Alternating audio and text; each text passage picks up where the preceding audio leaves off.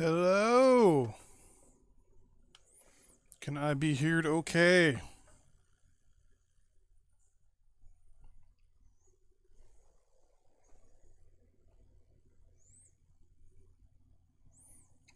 Wait for the stream to catch up.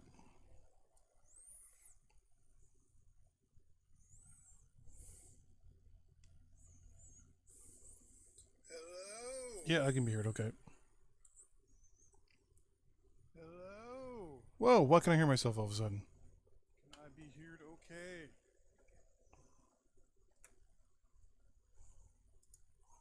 Why do I hear myself? Why do I hear myself?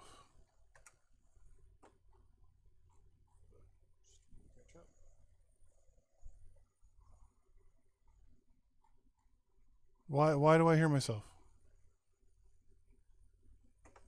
Yeah, I can be heard okay. Whoa, why can I hear myself all of a sudden?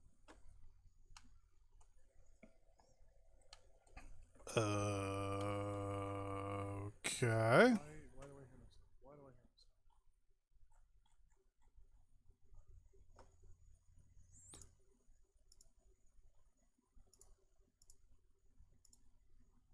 Why do I hear myself?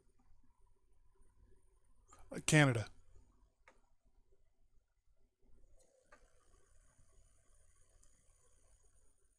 I can hear my own stream in my head.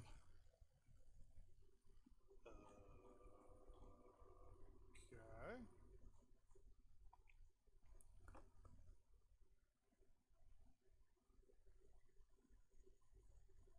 Am I playing back?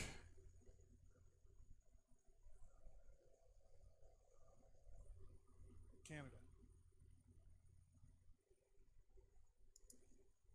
How about now?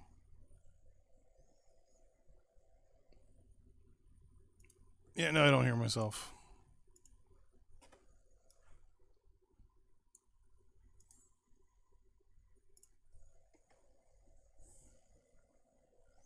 There we go. What the hell's going on there?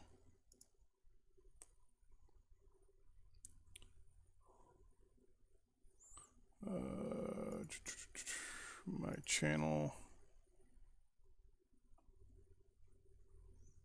There we go. Live now.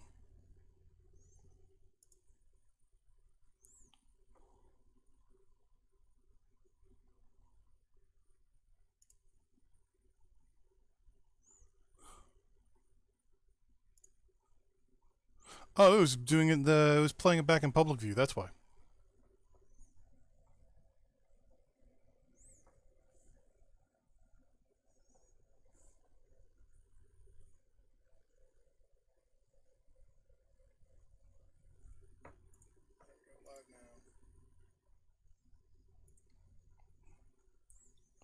That was the weirdest thing ever.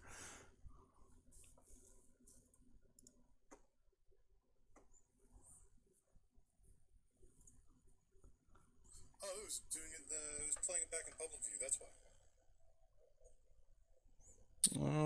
Okay.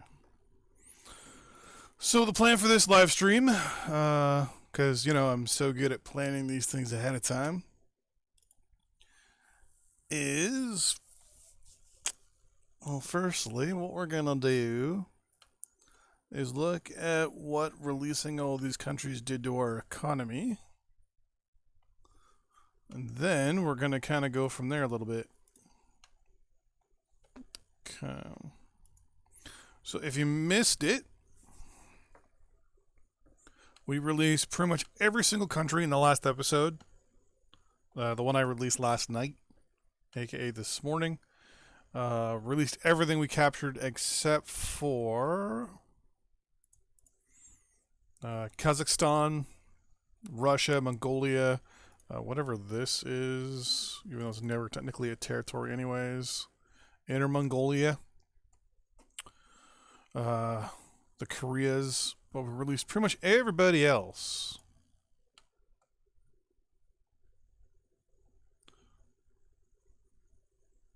So this should have a small impact, but not a major one. If anything, our actual trade probably has gone up.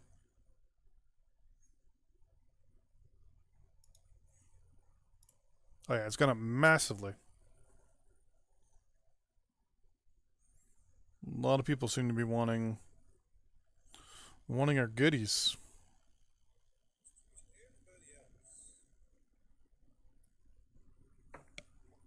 Yeah, I'm from Canada. And where, sir, may you be, Ivan? Where are you from? I mean, I could take a guess, but the world's kind of big.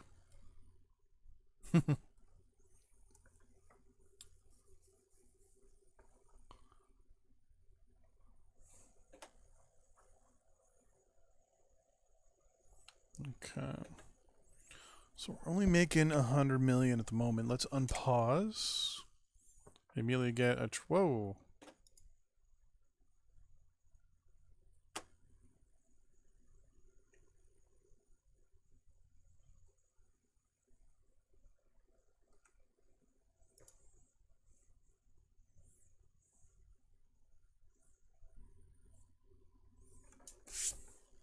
Okay. My mouse is acting all squirrely. There's like a dead spot right here. Spain. Why'd you do the cry face if you're from Spain? I got a buddy of mine who's wants to who's gonna be moving there. Petroleum, agriculture, petroleum, and petroleum. Yeah, there's like a dead spot.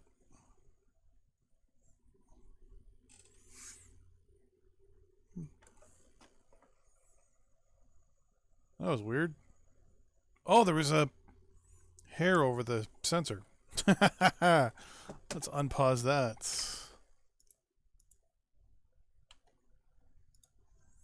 You just want to buy military goods? Sure. Let's take a look at our relations now around the world. I have no idea why Colombia hates us.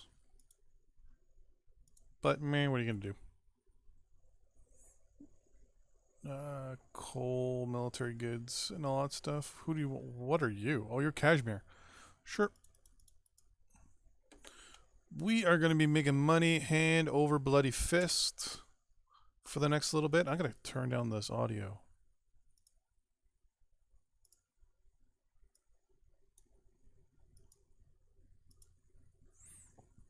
There, that sounds better. It's not quite the first of the month yet, so we wait till the first of the month to adjust our prices at least. Oh, and of course there's a war. Someone's going to war. Uranium and coal. France has declared war on Greece, so both France and Italy are now at war with Greece.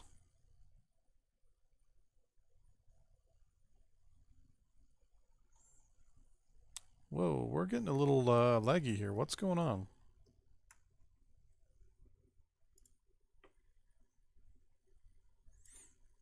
Let's close some of these programs running in the background, shall we? Okay, so now France is getting involved in Greece as well.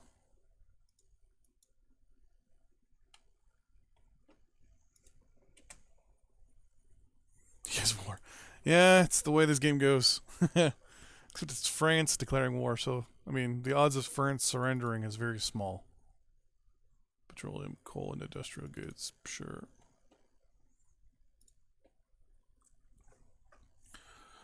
So inflation's 2.9 and GDP is 5,600. Is it going down or is it going up? Not much. Yourself, sir.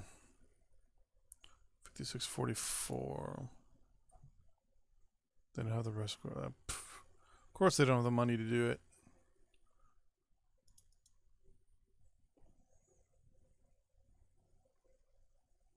All right, so our GDP is going down, but so is our inflation. I think I tweaked something in the last episode, and I forgot what it was. Vietnam wants industrial goods. Indonesia wants coal, and so does Argentina. Okay. Advanced naval force production. Okay, and they want us to do something for research, which I'll look at in a minute. In the meantime, did I up the cost of everything again? Domestic price? No. No, I didn't. Oh, did I tweak taxes? Yeah, I think I maxed taxes out here, that's why. I'm in 1962 with China and my game runs very slowly. What, do you have a lot of military units active?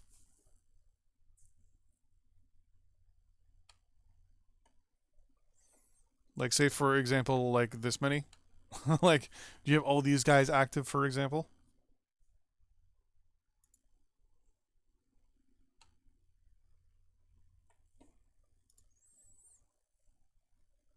Petroleum and agriculture.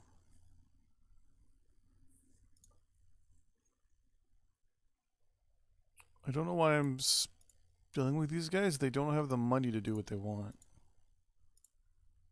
Yes, I know. Research recommendation. Cuba wants coal. Belarus wants gold. Belarus wants oil, and Cuba wants coal. Okay. Now, since you're annoying me with research, that might be the reason why.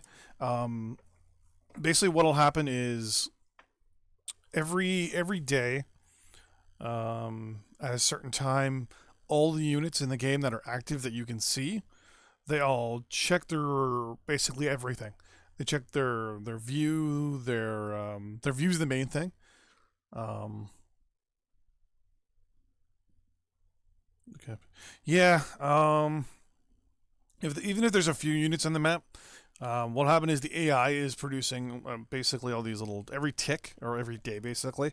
What'll happen is France and the UK, their countries, all their units in reserve or not reserve, whatever, all the units will calculate what they need to do for the day, whether it's supply, move. Most of the time, it's line of sight calculations, basically calculating where they are, where they need to move to, and what they see, and that usually takes up a lot of CPU power because I mean there's lots of units. Um, One of the other things too, um, how old's your computer? 'Cause I'll tell you now, mine's only a couple of years old, but my graphics card is also brand spanking new. That also could be the problem. One of the problems I had before I upgraded my graphics card was every day I would have a 2 minute freeze, and that 2 minute freeze would usually lock up while the entire game calculates where everyone's units are. You need to take America. Yeah, I probably will. I probably will invade them, take them, and then release them as a communist country. Uh, oh, that's the airbase. It's done. But you guys don't need to be there anymore. Yeah, fortunately, the game when it comes to optimization, the optimization of the game, it's 32-bit only. Most people like myself nowadays are used to 64-bit. Um, so it only uses, I think, a gig of memory. I think it's a gig or two. While most games nowadays use at least four. Um, MechWarrior Online I know uses. Oh, you want to buy uranium? Why do you want to buy uranium? Did I build a uranium power plant in you?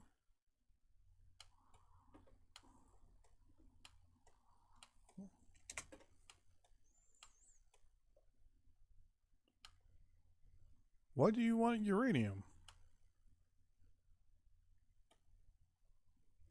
That makes me nervous. Why does Belarus want uranium?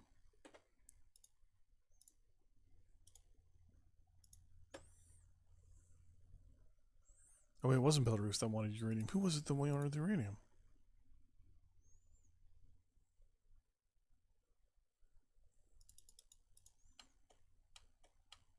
Wasn't Ukraine? Or the War of 1812?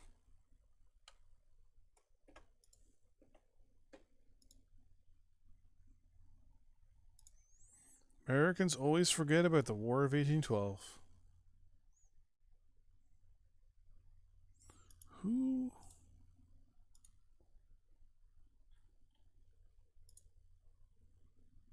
You have no need for uranium.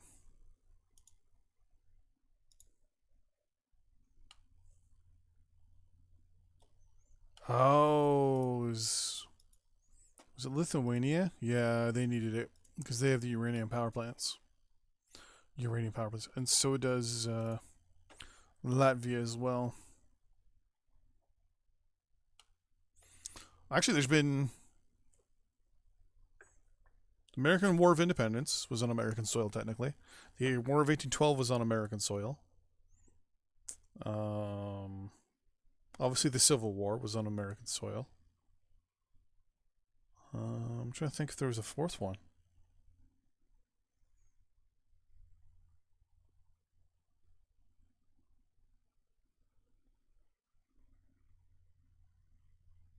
You need to use bombs. What do you mean by I need to use bombs? You mean on the U.S.?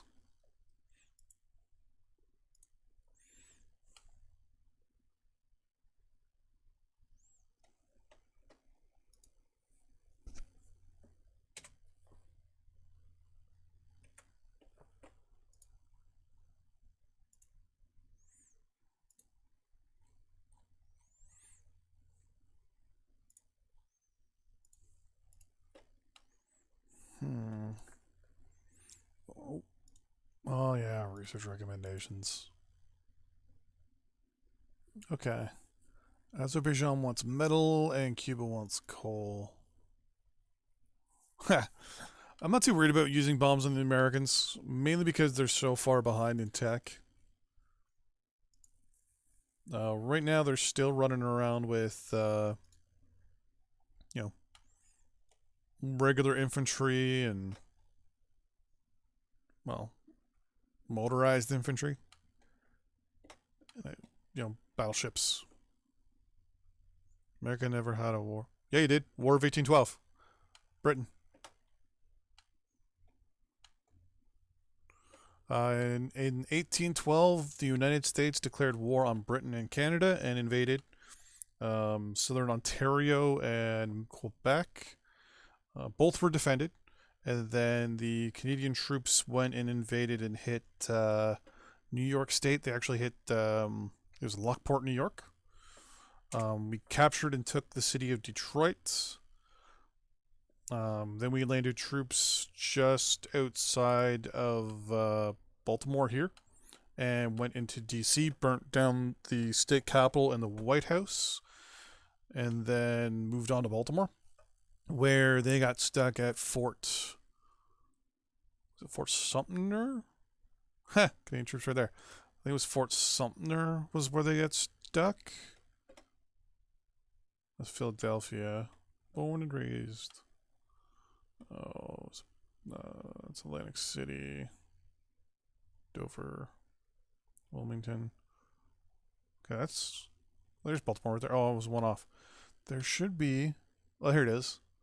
No, that's Fort Meade. That's a modern military base. Where is?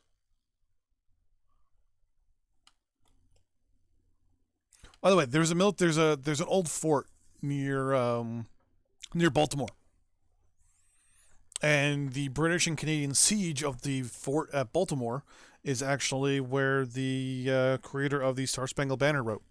It's actually about the British siege of that fort during the War of 1812, when you tried to invade Canada and take us, and we defended ourselves, and we burnt down Washington D.C. and took Baltimore, or Detroit, and then later on we also tried to take, for some reason, our infamous, our military genius. So we took the state of Michigan, but then for some reason the British naval, the British Admiralty thought it'd be funny to go and land troops in New Orleans. We lost that battle, and it was pretty much a stalemate because the British just finished fighting and killing off Napoleon, and they threatened to bring over their entire military force to bear into the United States.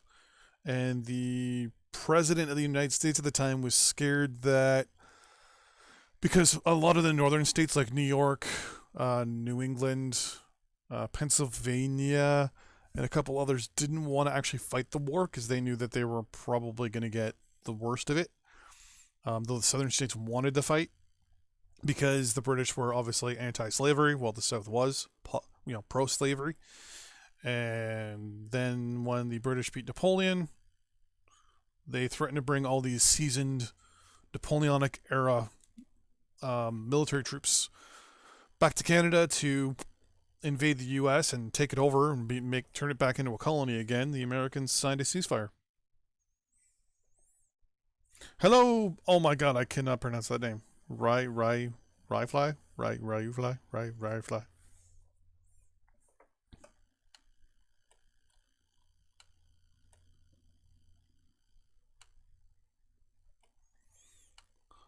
Okay, so I still want to wait to the end of the month before I look at my prices for everything.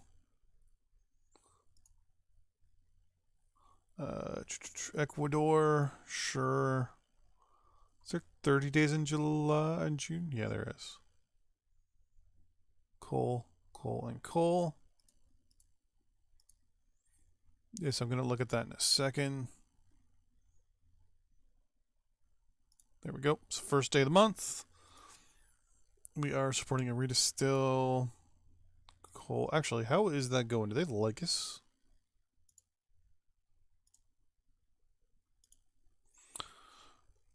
Not really. They're kind of on the cusp. So you're costing me $31,000 a day, or no?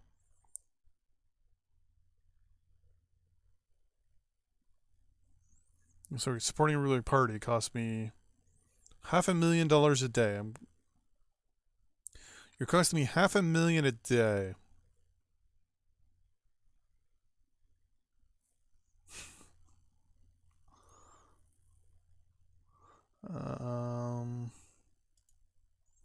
Do you have any resources?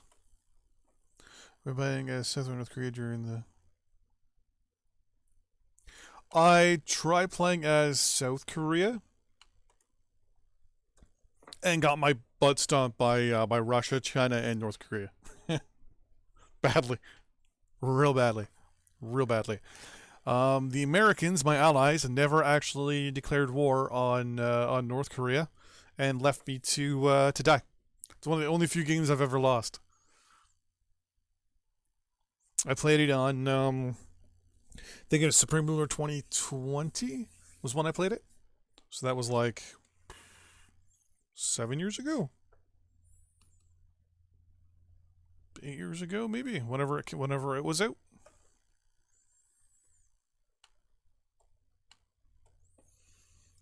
Okay, let's look at our prices. Okay, so we actually have the ability to make some money here. Whoop. Let's up our prices. Yeah, we're getting spanked when it comes to the prices of rubber. Still no rubber.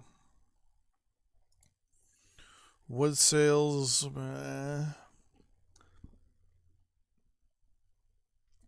Takes us 91. I mean, we have a lot to sell. I'm going to have to manually drop off some here. As for petroleum, it's 131. I think it's on the rise again.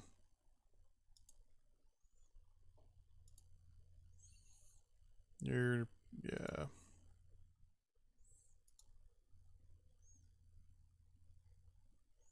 Wow, we're actually doing some trades for uranium, really.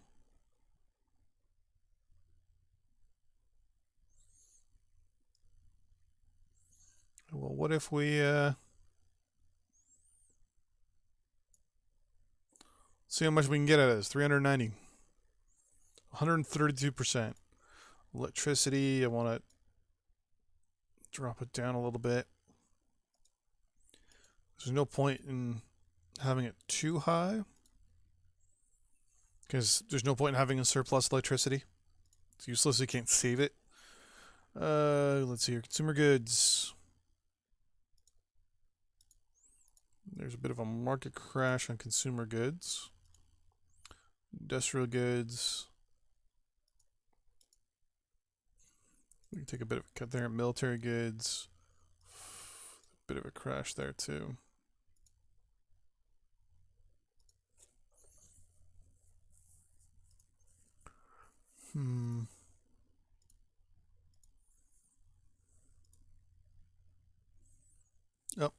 GDP is now going the opposite way. Now it's going back up again.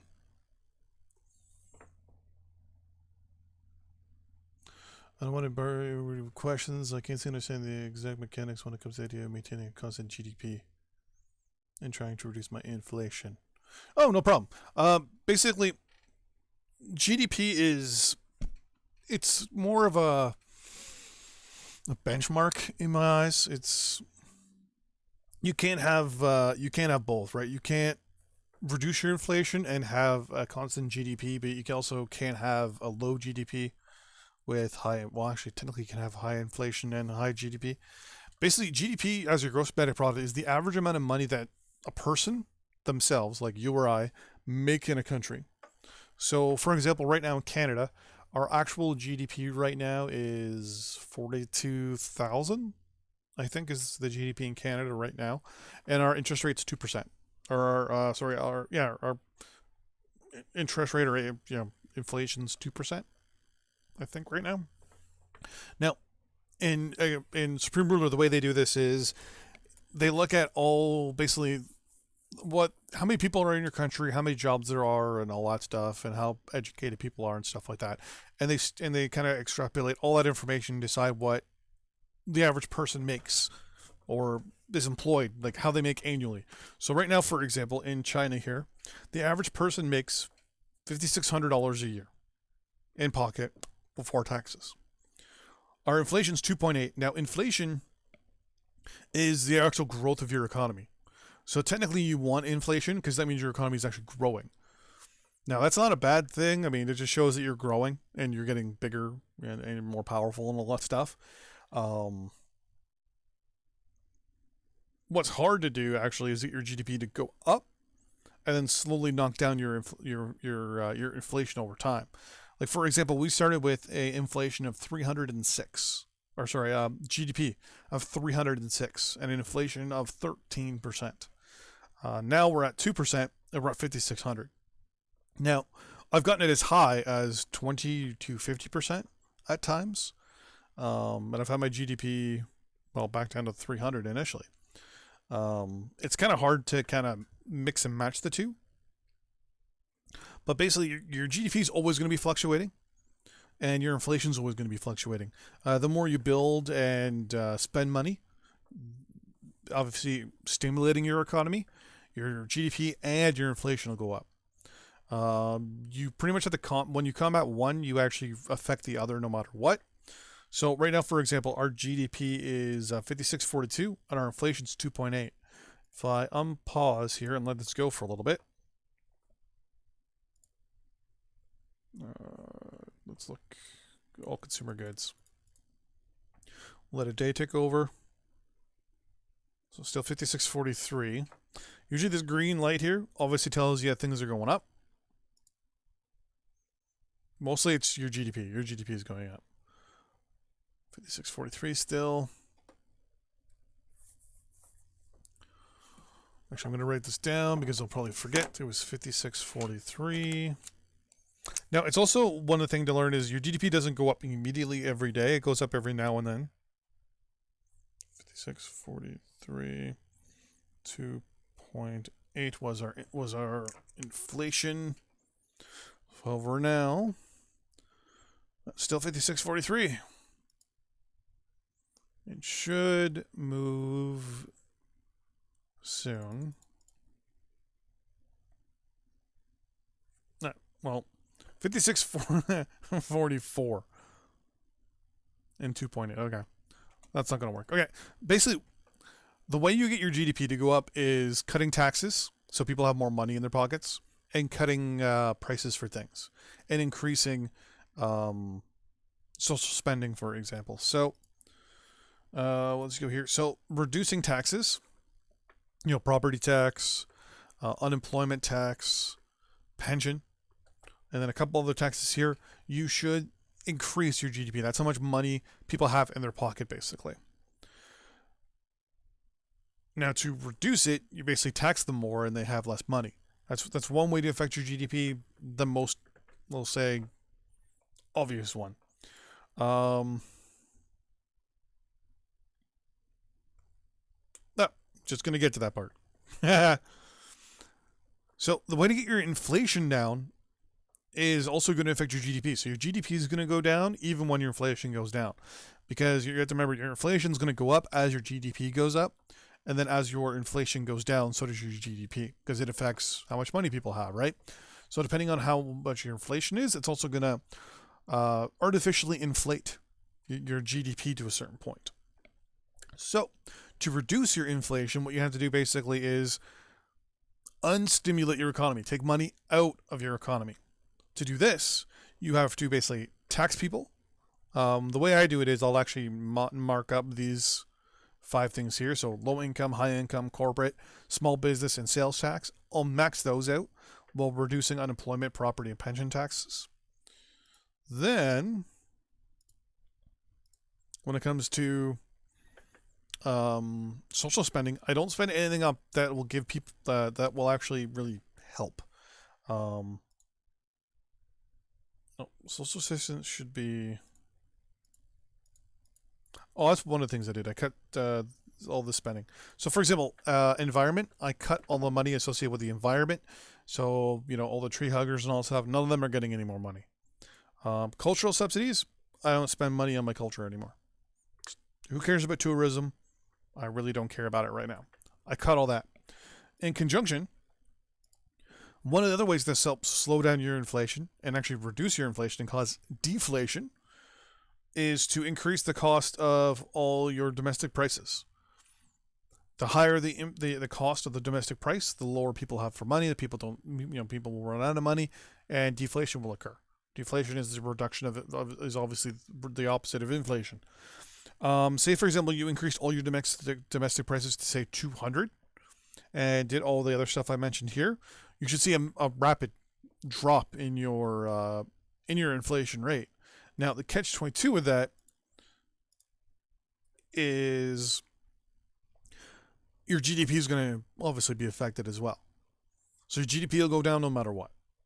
The only way to get your GDP to go up is to play the long game, is to play over time, by building production facilities and things like that. So building more, more rubber, timber, all that stuff. People will then be employed. They're then making money, and I don't mean by building them up. I mean actually building and upgrading. So once you have the newer version of something, to actually build that. I still haven't done it yet, but for example, agriculture, building some hydroponics. Once you start building hydroponics, someone who works in a hydroponics lab or hydroponics facility gets paid more than someone who works in regular agriculture. So someone who actually works in a greenhouse gets paid more than someone who works on a farm.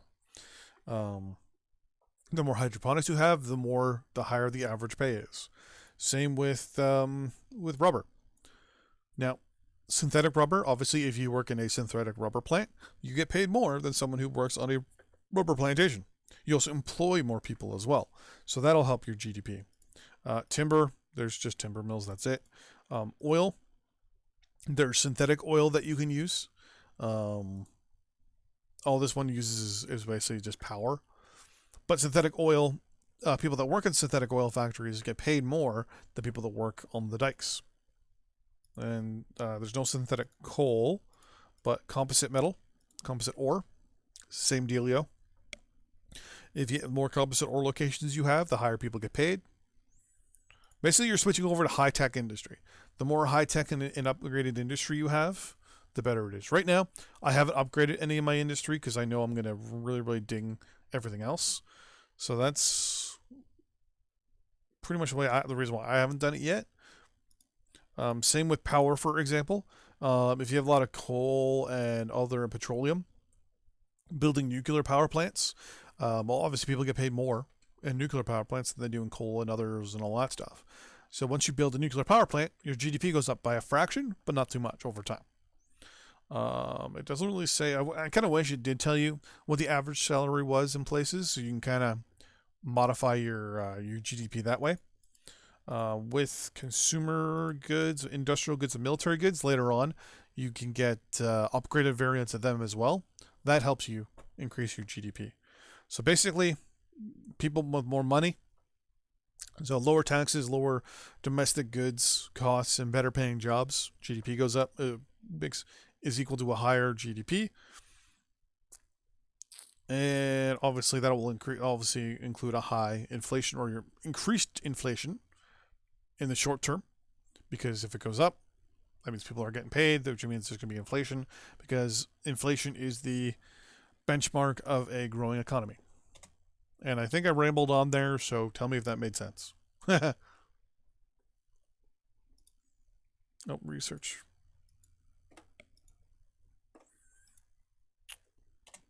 So we have G manipulation. Doesn't do anything, but it unlocks controlled genetic mutations. Free electron lasers. Oh, it's as closer to fission or fusion, which is something I'm looking forward to. You want coal and oil? Sure. And as for the next stuff, here is the warfare. Futuristic helicopter designs. 2010 technology, and we're in 20. Wow, I was born only a little while ago. So it's the 80s, and we're researching 2010 helicopter tech. Nice. Stealth fighters, such as the Delta Raptor.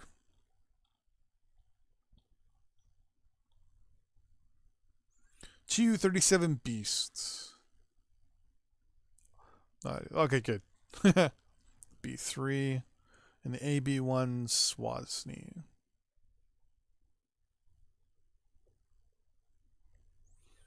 I wonder if we get any of these.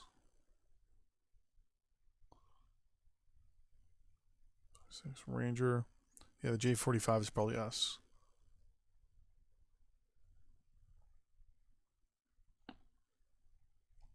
Eurofighter 2, the Rafale. F-117 Navy Seahawk. Nice. The A-12 Avenger. It's a Mako. Delta Raptor.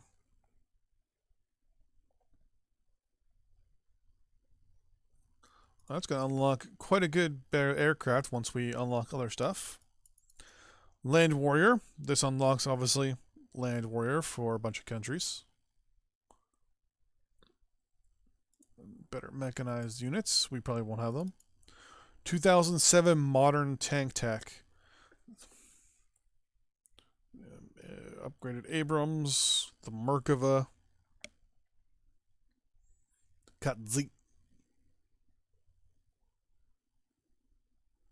The Black Eagle. Challenger 3. The J06. Oh, that's okay. The C1A. It's a Belgian. Looks like a MGS. G9. K2's Korean, right? Yeah. T95 is Russian. Arietta. ZTZX Xinjiang is going to be our obviously primary tank. T84 Oplot. Oh, there's just another one. ZTZ99A2.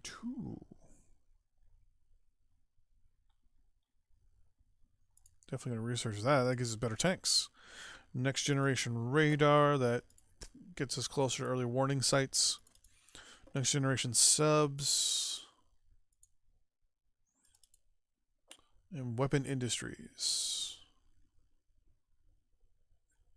Still doesn't do anything either, but it unlocks this stuff, which isn't too bad.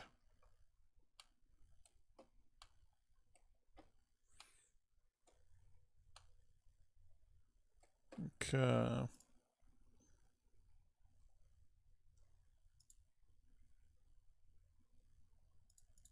And we'll wait till the end of the month to take a look at our GDP and inflation. I have to admit, after playing this game since, God, whenever the original Supreme Ruler came out, it was what, Supreme Ruler 2012? And it came out in 2000 and Now, the original Supreme Ruler came out in like the 80s. I'm trying to remember, Supreme Ruler. Um, I remember when it first came out. I got it.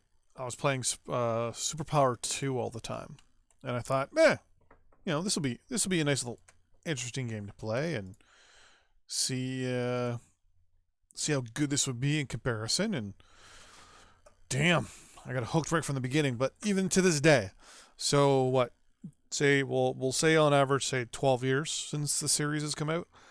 I'll admit I still don't know everything about it. I still don't like. I know the little tricks to do certain things, but in some games it doesn't work. Like my current playthrough as the South Sudan. Um, I screwed up some stuff at the beginning, and now I'm paying for it. No, so my usual bag of tricks doesn't work right now. But we're getting there.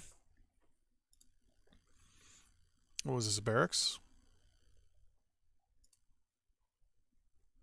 I know it was the airbase. Okay.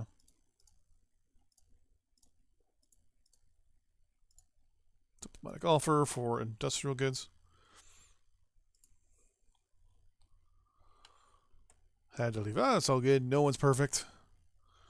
Belarus. What do you want? You want petroleum? Indonesia wants coal, and Niger wants coal. Okay. How are my stocks doing? 4 million there. We could use some rubber.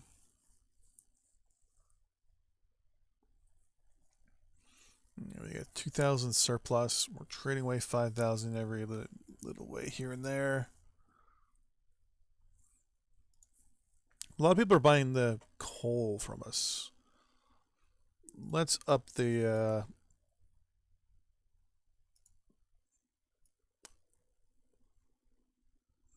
Let's go to 30% of capacity, please.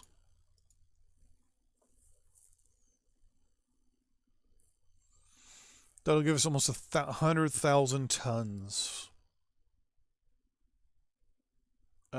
Czechoslovakia has reached nuclear fission. Support them. Turkey wants to buy more oil. Sure. We're going to increase you to 50% capacity. You're good. Actually, I could probably drop you to 105% demand. Petroleum and petroleum, sure. Well, we're only 50% capacity, eh? I could probably do 100% of demand. Because we've got way too much going to waste here.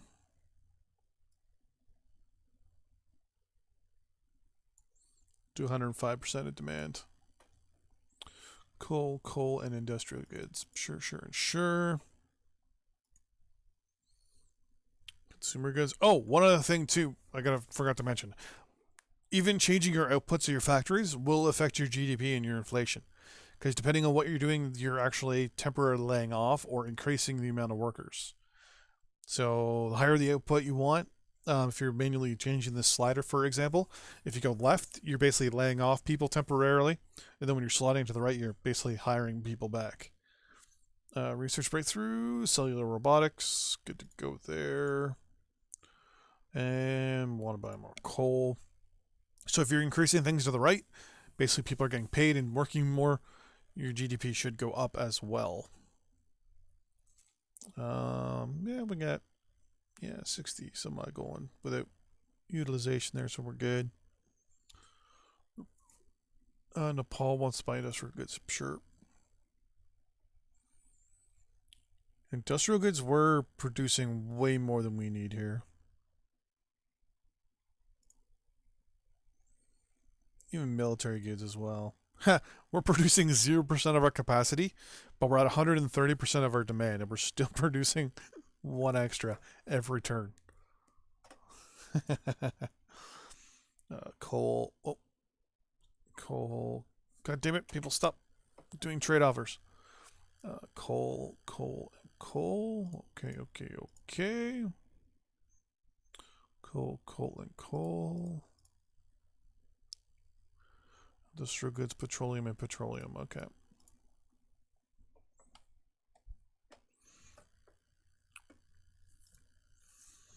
So, according to our agriculture, we have 13 days of reserves, but we're self-sufficient, meaning that we can increase demand and cover our actual usage, no problem. Rubber, same dealio, self-sufficient. Self-sufficient for timber. Self-sufficient for petroleum, but we have 50 days of reserves.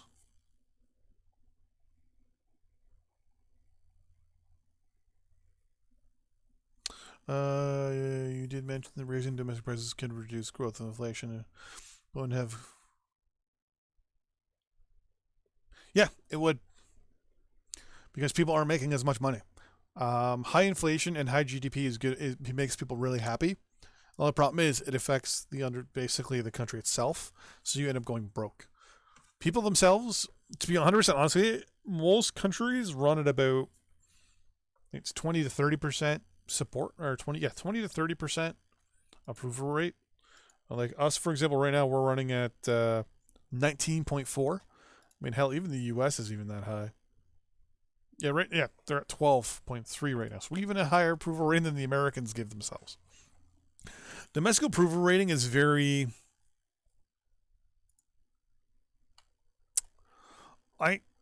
Unless you're running, well, obviously, if you're running a democracy, you kind of have to worry about it.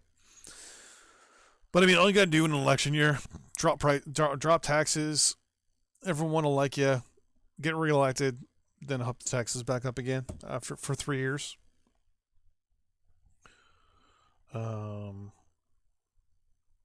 Yeah. It's one of those things where, like right now, for example, right? Our cost for our production, everything's at 100% markup. Our social spending is what are we at? We're at for social spending. We're at about 50, 40 some odd percent for social spending. So it kind of comes down to, do you want to combat inflation and do certain things that may make people mad, like make people basically not happy, but you're doing things for the economy, or do you want to do things that make people happy and possibly negatively impact your economy? It's one of the classic catch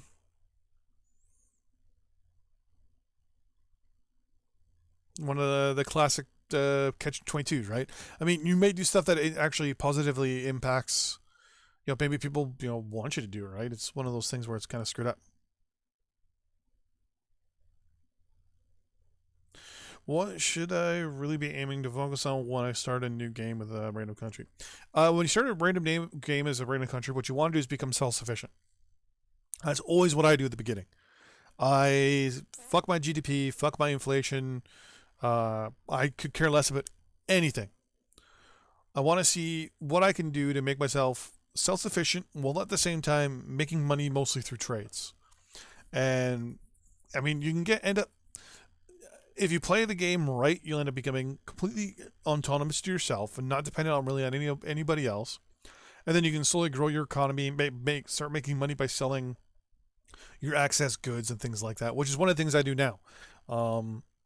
Because if you're at the beginning of the game, right, you kind of got to decide whether you're an import country, an export country, or if you're kind of a mix of the both, like where you have surplus resources to get rid of, to buy, to bring in other stuff temporarily to help build yourself up.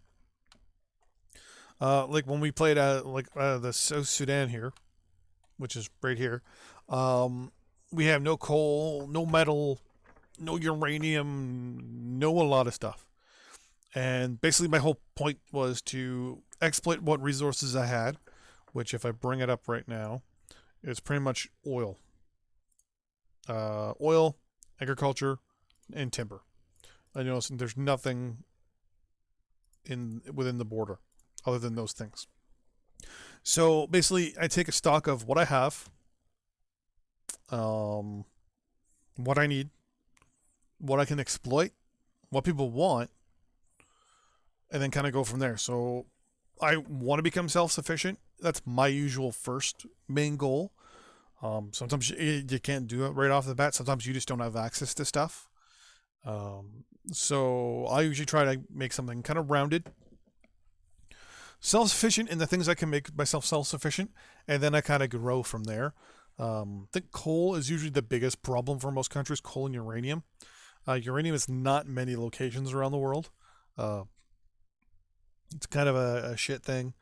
But those two things, coal and uranium, are usually the hardest.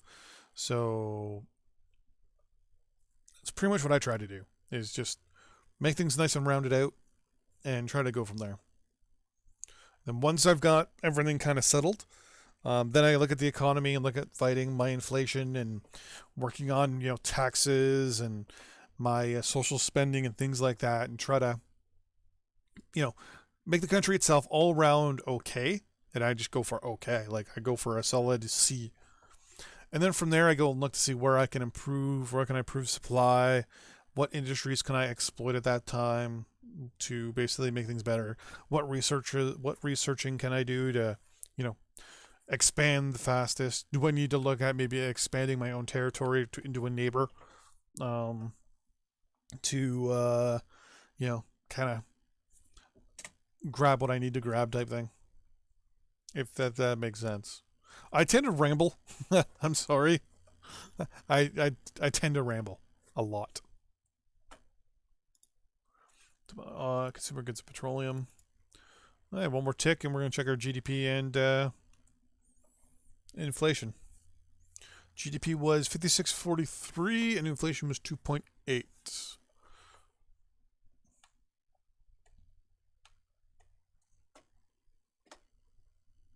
Plus, also to be honest with you, when you start playing as a country, it's kind of up to you, right? Like how you want to play too. Like, do you want to play aggressive and the YOLO mode, you only live once, and invade neighbors left, right, and center, and just keep building and building, and screw the economy, screw your inflation, all that stuff. Just make lots of money, spend lots of money, and take over everybody? Or do you want to play like the political game, economic game, like we are, like I am right now, where you kind of you fight wars here and there, and you take countries, release them, and later on maybe take them again, and play the long game, so to speak. You kind of got to decide what you want to do. I thought we turned that off. I'm gonna have to double check. Coal. They want coal.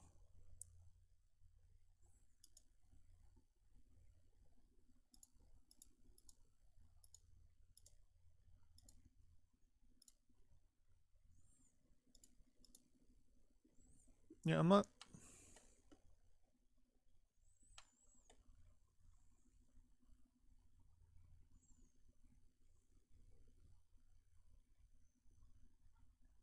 Yeah, it's hard. I got my butt kicked, but like that was in Supreme Ruler 2020.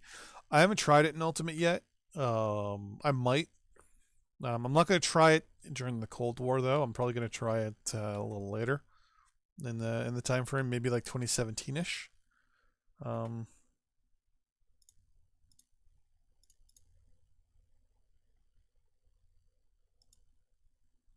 oh, you can break all. Interesting. Yes, industrial goods would be an issue. Yeah, buying yeah, it's classic North or South Korea right there. Um, Let me look at the resources here. Yeah, you got a little bit of oil here, but I think that's in. No, that's in South Korea because yeah, the border it's right here. And you got a little bit of oil. All the coal's in the north. All the metals in the south. All the woods in the south. No rubber. Hello, Luis. Or Luis. Mr. Rodriguez. Coal, metal, ore. No uranium either to build nuclear plants either. Yeah, you're kind of in a rock between a rock and a hard place. The main problems are petroleum and rubber. To be honest with you, those are definitely going to be the catches. Hello, sir.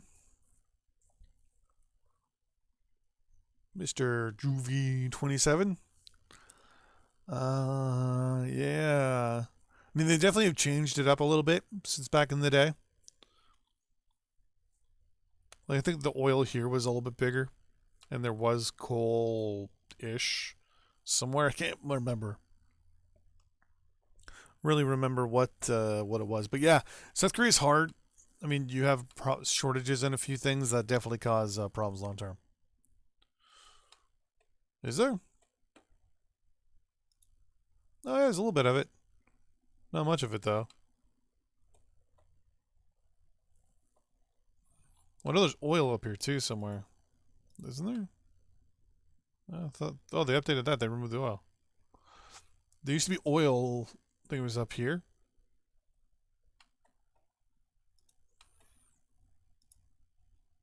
Really not that much. There's like tiny, tiny, tiny, tiny, tiny bit.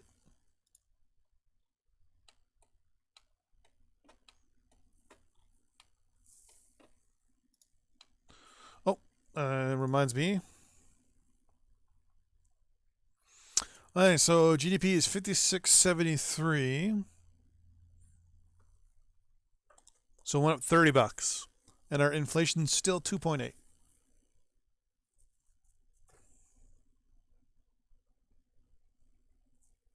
Kind of wish when you hover over this, it told you your GDP and your inflation, and that was it.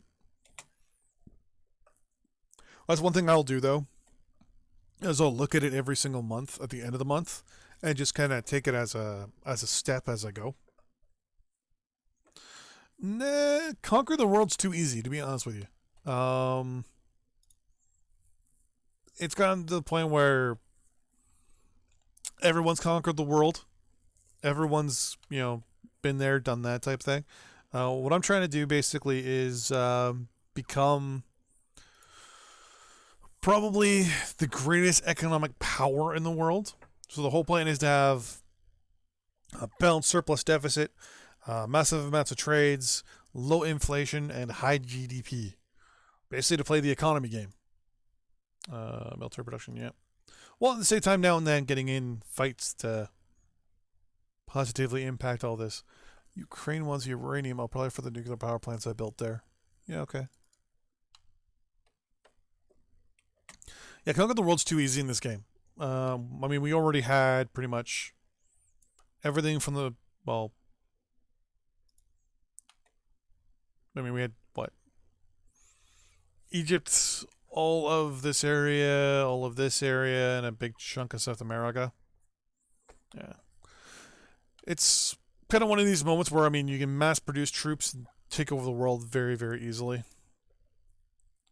Oh, let's stop. Find the economy game is too hard. Is it possible to keep? To a degree, I find that I can get it to go up or down usually about 4 or 5% when I want it to, but I can never keep it long term. It's definitely it's one of those things where you can get it to stay for a little while. Like I'm talking like a month or two. You can probably get your inflation rate to sit. Then it might go down by 4 or 5 points, like from like say 1.4 down to like 1, and then all of a sudden it'll go up to all of a sudden 1.5, 1.6 the next month. It's kind of one of those things, right? I mean, if you build a lot of stuff, it goes up. If you turn off a lot of stuff, it goes down. But then your GDP kind of gets all screwed up. So what I like to try to do is kind of match or get my GDP to outpace my inflation a little bit, and then cut everything, reduce my inflation, but also reduce my GDP a little bit, and then kind of take little baby steps. Take out Saudi Arabia, so you have more oil. I already have more oil than I need. I already had Saudi Arabia for a while. Right now, my actual oil production is, if I were to turn it on to go full blast, it's 36 million barrels of oil. I produce way more oil than Saudi Arabia does on on their best day. I have 472 million barrels just sitting in reserve. Actually, I think I am the #1 oil producer. Yep. I am both the highest producer and consumer of oil. I outpace the U.S., Canada as a producer, outpace Venezuela. Saudi Arabia isn't even. Yeah, Saudi Arabia is way down here. They produce only 168 million barrels, or 168,000 barrels. And I mean, we produce 168,000 barrels, you know, in what, 2 hours, give or take. Well, actually, no. We produce 30. We produce 12,000 a day. So, or 12 million, sorry, barrels a day. So that's 1 barrel every 2 hours, or 1 million every 2 hours. Plus, Saudi Arabia has also been cut up a little bit. They went to war with Syria back in the day and got sliced up, and we took them and gave them back. But we put in a pro-communist government. So what is their... yeah. Let's turn that off. I don't like that overlay. Yeah, once your country gets as big as ours right now, it's... I'm really not too worried about resources. We have way more resources right now than we need. Our big thing is measuring out what we need versus our population, and slowly growing our economy with the population, so we don't, basically build too much or build too little, and make things a lot more, we'll say, economic. Yeah, economic. I guess you can use those terms. Like right now, we have way more food than we need, so we've cut our production there. Speaking of which, Ukraine wants petroleum. Sure.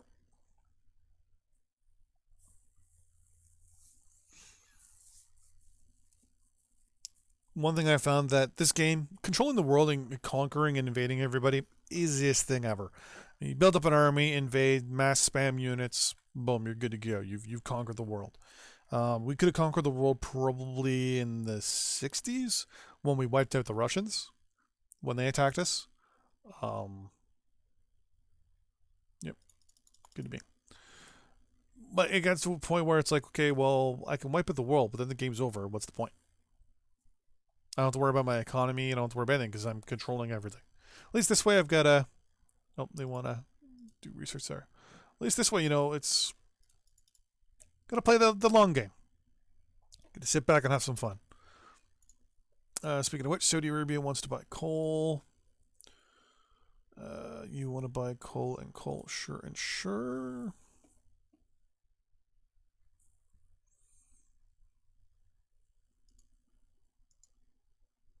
I think it's harder in this game to make everyone like you than it is to dislike you. What's this? Why do the Cubans have jets flying over there?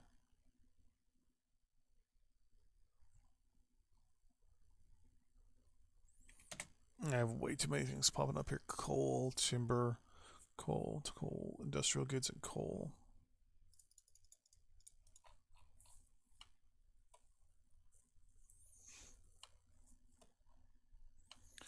Okay, I need to probably get rid of some of this oil anyways.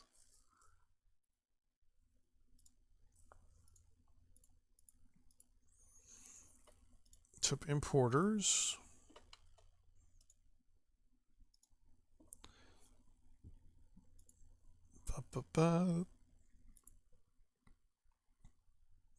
Yeah, so they definitely need petroleum.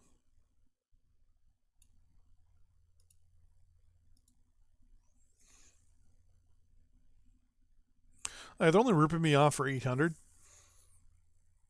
I mean, the peanut farmer over there will... Well, that's not the peanut farmer. That's Joe. That's Jimmy Carter. My name's Jimmy Carter. Timber and coal, sure. Canada is one of the highest producers. Trudeau. And consumers, so yeah, they're gonna be good to go there. The UK, on the other hand, who the hell is the leader of the UK? It's Winston Churchill still, and it's 1980. Oh yeah, because they are the same here in Canada. They don't have a limit on their leaders. Oh yeah, they got issues with oil as well. At least this way too, giving these guys these trade offers, they'll kind of like us a little bit more. The Americans just going to say no. Really, you said no. Whatever. I can be cheap and I can just turn around and give them money per day, per turn. How are we sitting here? We're sitting a hole a little bit here. Oh, I forgot to check my freaking prices for stuff. Production's at 5 million or 5 billion. Production's at 7, 8. Social services are at 11. Versus 8. Why are my trades so down low?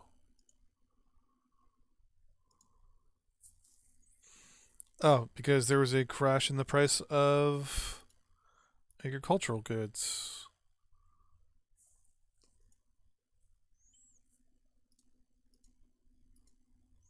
Someone is undercutting all the prices.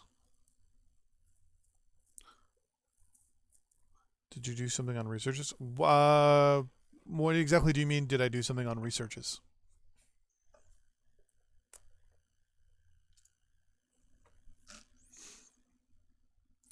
Now and then I'll play it. Most of the time when I play multiplayer, I'll play things like Unturned.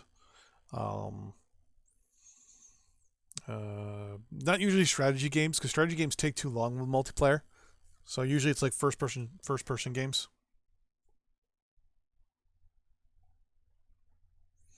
How effective do you consider the ability to support insurgencies, government opposition, espionage? The government opposition, if you want to replace it, I mean, it depends. Trying to remember if there's two ways to affect it the most.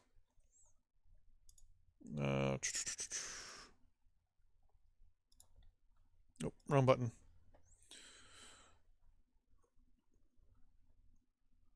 I can't remember exactly.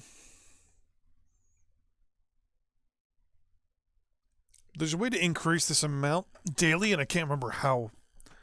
Oh,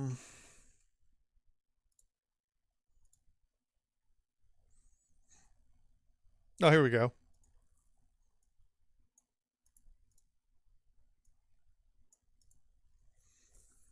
And fund insurgency. So if I maxed out all those real quick. I might have to wait for the day to tick over. Oh no, it still won't go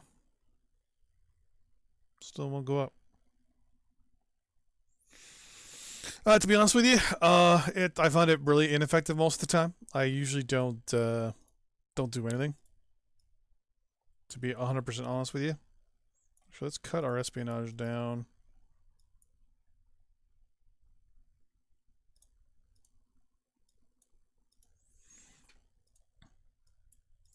But yeah, I find it pretty much useless, to be honest with you. It's pretty stupid. Most effective way to top. Yeah, you pretty much can't. I mean, you can kind of mess with them economically, but even then, you're kind of playing the long game with everybody. I kind of wish you could just sit back and kind of pick a country out specifically. Usually, what I'll do to really kind of mess with a country, if I want to do that, is I'll look to see what they produce. So, like here, for example, I will. Well, actually, you can probably go to theater control. This would be a lot easier. So, first off, I'll look to see what theater they're in. And I'll highlight the theater, go to theater control, and I'll set this up first. So I'll set them up to the aggressive offers, high military focus, high aggressive spies or whatever. If they're in multiple different territories for theater, if they're in just a single battle zone, I don't think any country other than like a big one or smaller ones are in a single battle zone. Yeah. So usually what you can do is do the same thing, but it really doesn't work all that great. With theater, what I'll usually do if I want to play that way, I'll set aggressive for both diplomatic and espionage. Then I'll set that up, or we'll set that up. Um, just to really kind of screw around. I'll interact with my aircraft. I'll basically do flyovers and basically keep breaking their airspace and kind of degrading them a little bit. That's pretty much it. To be honest with you, there's no real good way to topple government, sadly.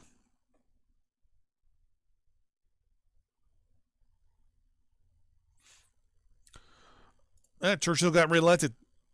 One of the humorous things about this game is anyone can go anywhere, and like for example, Churchill still getting voted in. He's obviously he's not dead. Mal. Okay, so the way it is in the game is if you pick a country, you stay as that leader no matter what. Some countries it's scripted to change the leader over time, but it doesn't. I think the UK's at war. No, they're not at war with anybody right now. But like the Americans, for example, it changes their leader constantly. Like whenever the actual new president comes in, it'll switch over to the new president. Um, I think what Nixon's next. No, Nixon was after. Was way after, yeah. But yeah, basically, like for example, for me, Chairman Mao is still our leader because technically that's me. And the way they put it in the game was, since you're the leader of your country, the country that you pick, the leader won't change because it would just be quote unquote weird. Which doesn't make sense in my eyes because then what's the point of having elections and things like that as a democracy if you're going to keep playing and things like that? So that's just one of those entertaining parts of the game. But yeah, I'm still surprised though that Churchill's still alive. But then again, meh. He was defeated in an election though, wasn't he? Back in the 50s? Because he was prime minister of England for a while.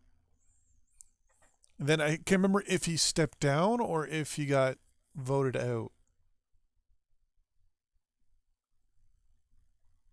Yeah, I can't remember which. But yeah, it's like if you play as Canada, since you're a crazy Canuck like myself. So for Canada, right? So we have right now, we got, ironically enough, Trudeau as prime minister. If you were playing as Canada right now, you'd play as the real Trudeau, not the fake one we have as prime minister now. Pierre Trudeau would be you forever. Every time you got reelected, you just keep playing as Trudeau and keep playing and keep playing and keep playing, and basically just keep telling the Canadian populace to fuck themselves, like he did, getting off that airplane.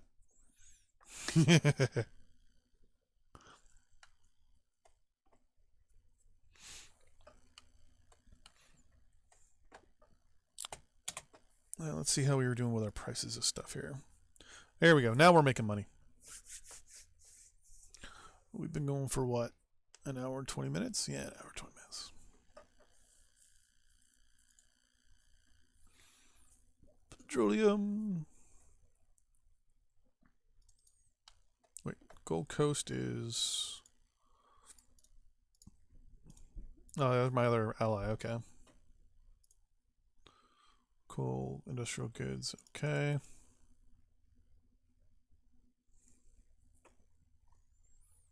Yeah, so there you go. Because I know I swore I saw another leader as them earlier. It could have been that it was scripted that he gets out and then came back and then he just keeps getting elected.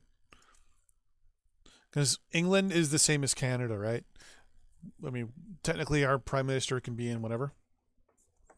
Yeah, no, no problem. Whereabouts in Canada are you from?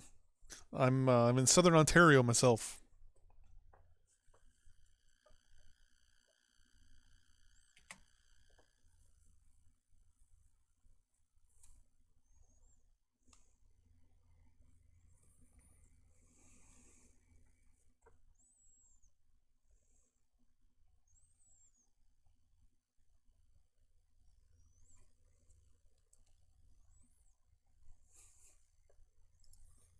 And I didn't realize the 1867 there at the end of your name until just now.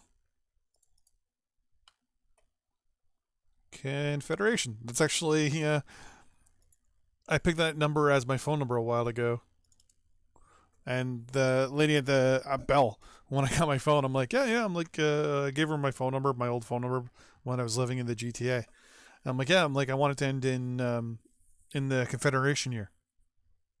And she's like, oh, okay. She's like, so I'm like, 1867. And she's like, oh, thought it was like 1770 something. I'm like, no. I'm like, we're not American.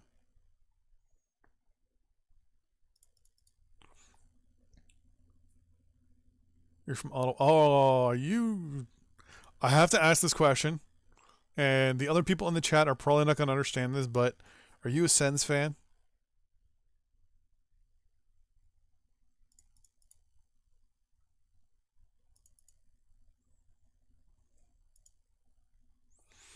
Everyone else watching this is going, they're so nice to each other until the answer to this question. And then all of a sudden, you know, this, the civility will leave.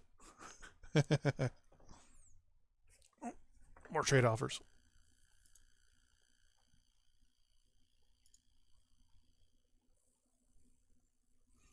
Yeah, 150. Strangely enough, my house actually was built in 1895, so my house is almost 150 years old as well. I'm a little excited.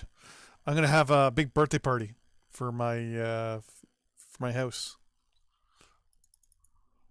Hell yes, Sens go, Sens go.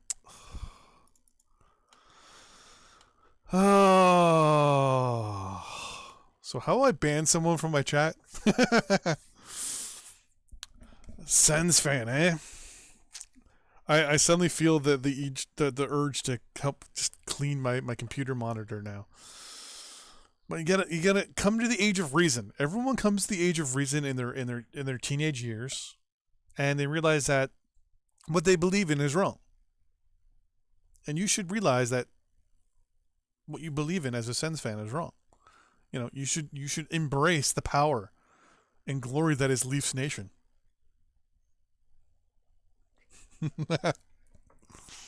Both our teams suck ass. Just mine a little bit more than yours.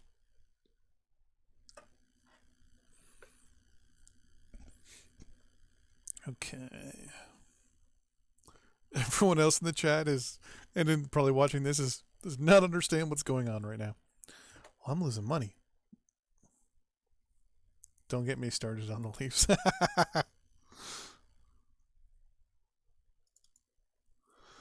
Oh, hockey. It binds us together as Canadians, but also tears us apart.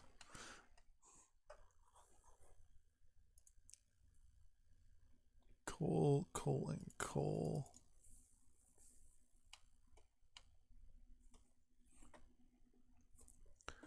Okay. What's going on with my trade? Why is my trade going down so bloody fast here? I swear to God, if the economy's crashing again, Habs number 2 for me. Oh, it's even worse.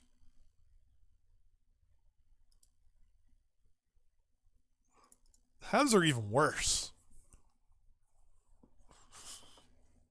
See, I don't even have a number 2. For me, it's just the Leafs.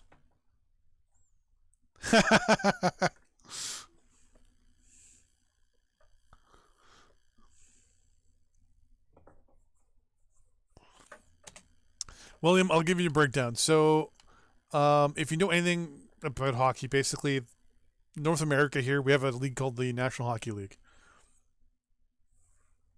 Are hockey rules any different from the USA to Canada? Well, no, because the American rules are the Canadian rules. Except we like fighting. Americans don't like fighting that much, which is rather ironic.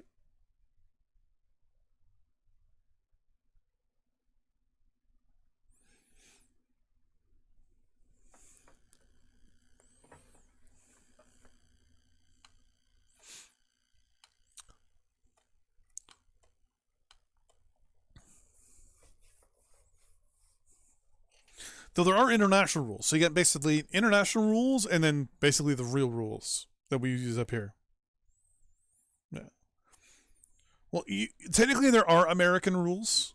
Like no touch icing is an American rule that got accepted. The trapezoid behind the goalie net is an American rule that got accepted because Canadian goalies are really good at handling the puck and the American goalies suck at it. Um, the two-line pass was a Canadian rule and the Americans didn't like it, so they got rid of it. I went to a game. Was it an NHL game?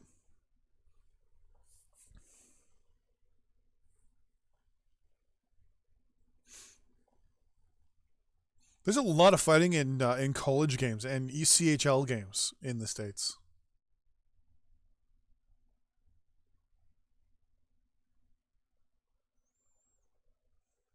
Yeah, like it's funny. There's always an outcry for violence in sport and things like that, I guess. And it's one of these things where it's kind of ironic that Americans don't like to see violence in sports, but like TV and news and movies are all about violence. Oh, the Dallas Stars versus the Avalanche, yeah. Or as I like to call them, the North Stars versus the Nordiques. Because I still do not accept the fact that they moved. Yeah, up here, hockey is a way of life. It's how can I put this? It's uh, it's more than just in our blood. I mean, we invented the sport. We Our national hockey team, I think, has now not lost 26 games in a row now in 5 or 6 different tournaments. So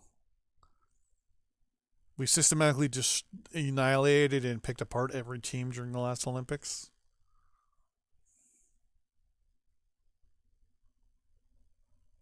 Uh, yeah, I'm not surprised. Stars are a pretty talented team, though. Yeah, head hits are horrible. That's always the worst about it, is the head hits. Though, if you always notice, the people that they should, I mean, it's the dirty guys that do the hits to the head that, I mean, shouldn't even be playing in the first place. But you still got the odd team that's, it needs to have that one or two guys on the team because they know they suck and they need that ego boost a little bit, or they just need to hit the cap floor. So you got, they bring in a guy and pay him what, 2 million or whatever to play on the fourth line to, you know basically make, however millions just to basically skate around once or twice a game to do shit all. Always clean some. Oh yeah, yeah, we do in the World Cup, yeah. Though, like, tickets were $18 by the finals because everyone knew Canada was going to win, and it was so bad that, like, around here, people were selling tickets for $18. $18. It actually cost me. It would cost me more money to take the train into Toronto, and that's $20 than it would be to actually get a ticket for the World Cup. When you bought the tickets here in the GTA, tickets for each game were going for like $200-300.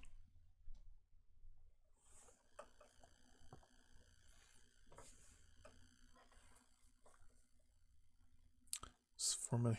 Well, yeah, but it's a couple million to sit there and warm the bench up until someone does something. They have to go skate on the ice and pummel the living shnikes out of somebody.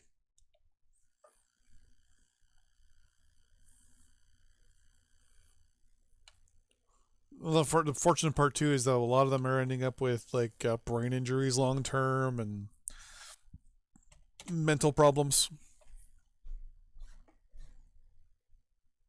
Our trade has hit almost a standstill. Why has my trade hit a standstill?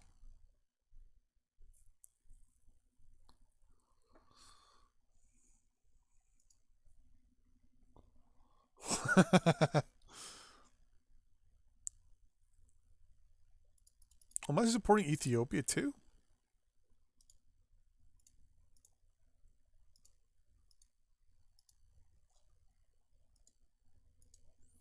Why am I supporting Ethiopia?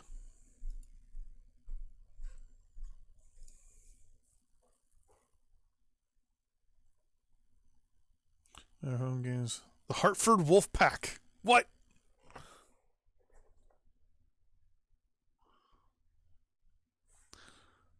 They're they're the AHL team for oh my god, who are the AHL team for?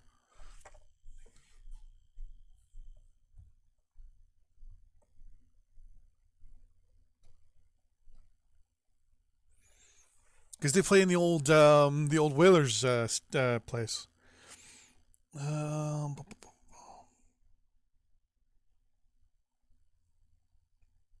because they play in the old XL Center. $18. Yeah, it's horrible. It was bad.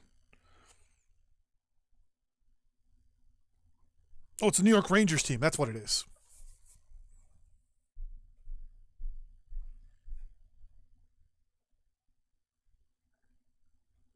Yeah, it's the Rangers. Yeah,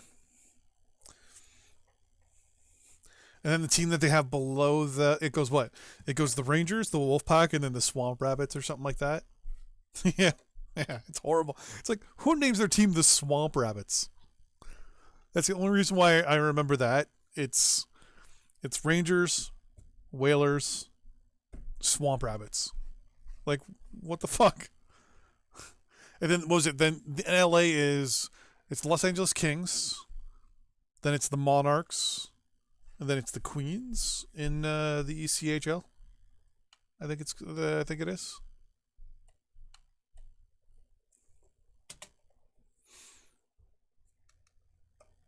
I kind of lucked out living where I am. I've got the Kitchener Rangers, 30 minutes away. I've got the London Knights, about 40 minutes away. I've got the New Hamilton team, that's only 30 minutes away. Mississauga and Brampton, that are only 20, 30 minutes away. If I wanted to go see an AHL game, oh yeah, it is insane. The Greenville Swamp Rabbits. That is the that is just the worst name ever. It's like what? So like, what is a swamp rabbit? Like, is a swamp rabbit like just a small alligator?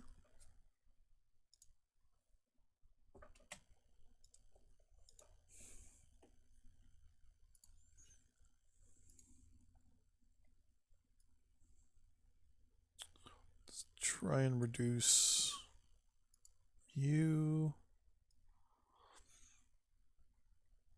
You I'm not too worried about. I'm just gonna max you out altogether. You. I'm only making 7% on you. The cost of oil dropped. All right, we're gonna go only a 10% markup on oil.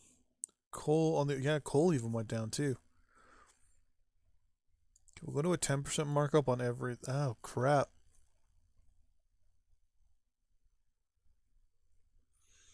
Metals right on the nose. Wow, we're actually trading to Ukraine still. That's good to know. Power. Wow. Okay.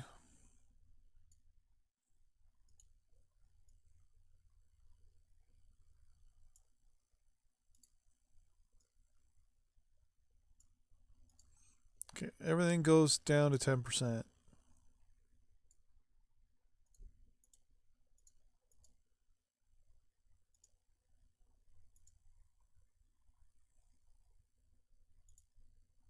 Why won't you let me get to 10?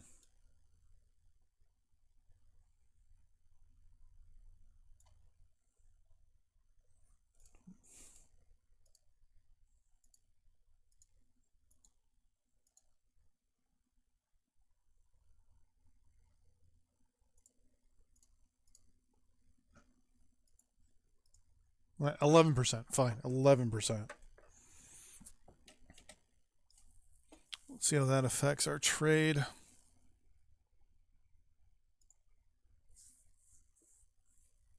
There we go. $15 million in trade. Or 15 billion, I should say.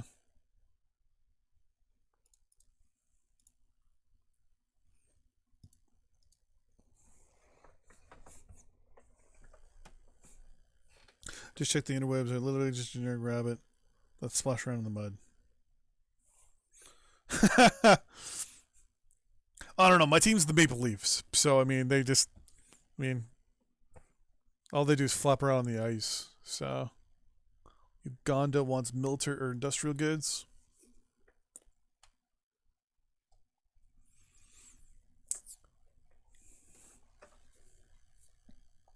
How long has this been going for?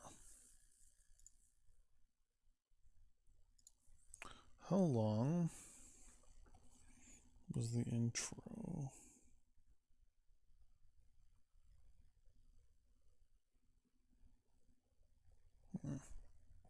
Mental note. Oh, crap. Lots of trade. Lots of trade. Petroleum, coal. Industrial goods, coal, petroleum. And petroleum. And now it's been a couple months. Let's take a look at our stuff here. So, well, our inflation's still kind of sitting at 2.8. Our GDP has gone up by a fraction. It's only gone up by 50. It was 56.43. It's now 56.99. So it's only gone up by 56, which isn't that bad. I know it's mainly the reason why my inflation's sitting is probably because I haven't built anything yet. So it should be going up because I'm not spending any money. I'm just trading and doing all that stuff. It's not going to go up. It's not going to change that much. I might have hit an equilibrium somehow without even realizing it. We'll take a look to see how it is at the end of September.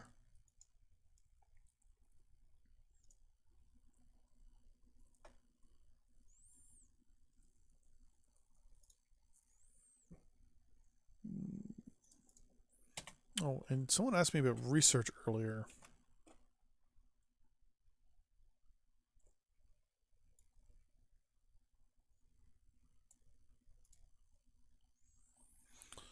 Oh, one of you asked me about research earlier, and I don't think I answered the question.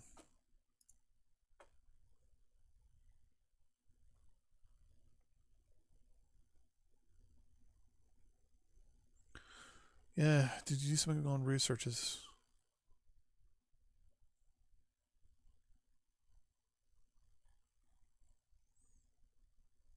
That was Mr. Juve27.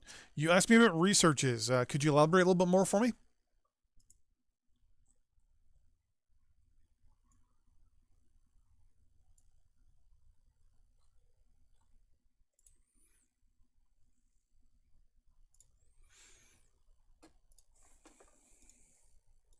Or you may have been asking about all this that was popping up earlier.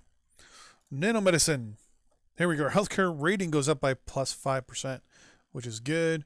Inserting nanorobotics units into the bloodstream, it's possible to control the release rate of medicines or directly attack diseases that are previously untreated. Oh, nice. Warfare tech. Laser gyro stabilizers. Advanced stabilizers designs for next generation offensive units, allowing laser calibrated precise fire control while the unit is moving. Primarily used for tanks. Oh, so this is probably a required tech to build a tank. Like one of the tanks out there is probably going to need that.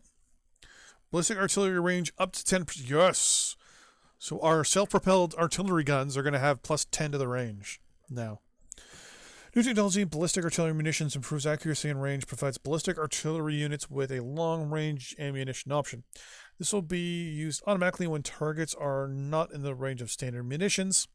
Long-range munitions have a higher goods cost and a longer reload time. Okay, so it's probably going to affect their support, their supply and time to action or whatever.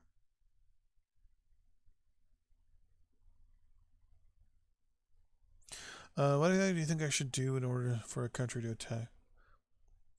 Oh, there's a couple things. You can actually get countries just basically just don't have do whatever you can for them not to like you. Like say for example, wait, Vietnam's at war with somebody. How's Vietnam at war with France?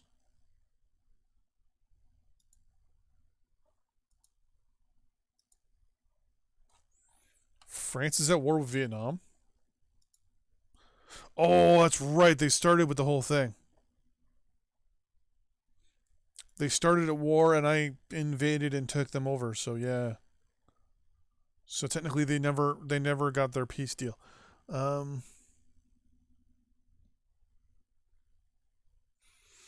you currently building any military units? No, I'm not. Right now, I'm not building anything actually. Building military units increases your GDP, but it also increases your inflation as well, because you are actually pumping money into those businesses and basically buying the units from those businesses. So that actually stimulates your inflation as well. I think I'm building some missiles though. Yeah, I'm building some missiles. Building some anti-surface missiles and anti-air missiles that for some reason are not working.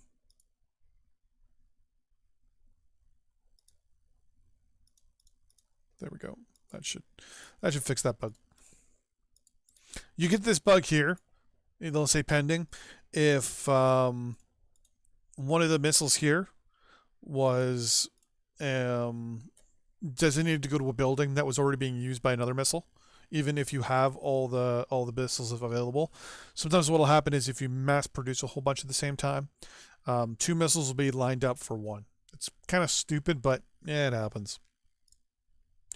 Yeah, so what you can do to get a country to go to war with you, a couple of things.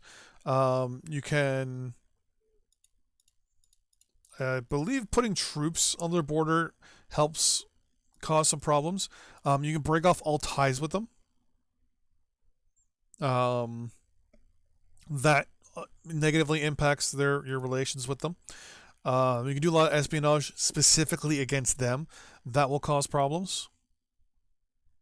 Since China's aviation, you have a lot of units. What do you do? Build units. Simple as that. Build efficient units. So Singapore down here, for example, they don't even have the capacity actually to build anything. So they have to buy units. The best way I can explain it is by actually going over to my other game.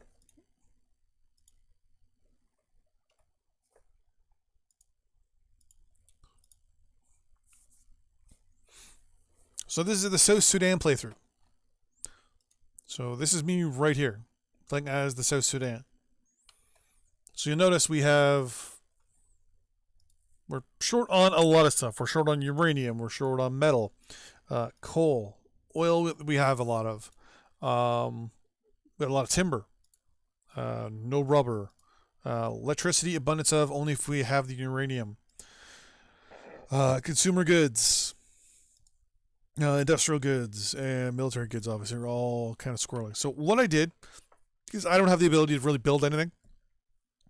I'll bring up the little thing here. So this is initially right here, the size of our country that we started with. And right now I took out Central African Republic and now I'm at war with Sudan itself. Basically what I did was to get all these military units. Like I have some mounted infantry, some tanks, Panzer IIIs. I've got more modern Leclerc main battle tanks and AMX 10Ps from France. And that's exactly what I did. I bought units. I traded resources for equipment. Basically, I got the amount of resources that I needed and just bought the units outright. Now, this country, mind you, if you look, I've got a inflation rate of 34.5%. Not the greatest. Sometimes what you got to do at the beginning when you're playing a country is look at what you need to do, not what you want to do. Like for here, our whole thing was we need to get coal, we need to get metal, and we need to get uranium, and we need to get oil. So we ended up going to war with South Sudan first, or Central African Republic, and took their stuff, and then that caused obviously enough friction between us two to go to war. But the way someone will declare war on you, go diplomatic offer, and right here, the higher the justification of war against you, the higher the chance is that they're going to go to war with you. So all you got to do is get this up, and they'll go to war. How do I get into this? So a couple things you can do. One, you can do espionage, obviously, on them. Just simply send over, if you have the ability, send over people to their, I guess you can call them their territory, and do recon, sabotage, whatever. The more they get caught, the more it affects your casus belli. Basically, the reason for going to war. Once it gets high enough and the AI thinks it has an advantage, it'll declare war on you. It won't always guarantee declare war. It can have 100% casus belli towards you, and it might not do it.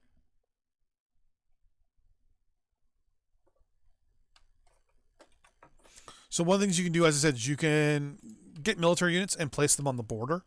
That will increase the casus belli for the country you're going up against, because they're getting more, we'll say, aggravated by the fact that you have troops on their border. I'm not going to play this game, though. I'm just going to kind of leave it as is for the moment. Yeah, we're going to go back to, obviously, the main Let's Play. So yeah, building units does increase your inflation a little bit, because you're spending money to build those units.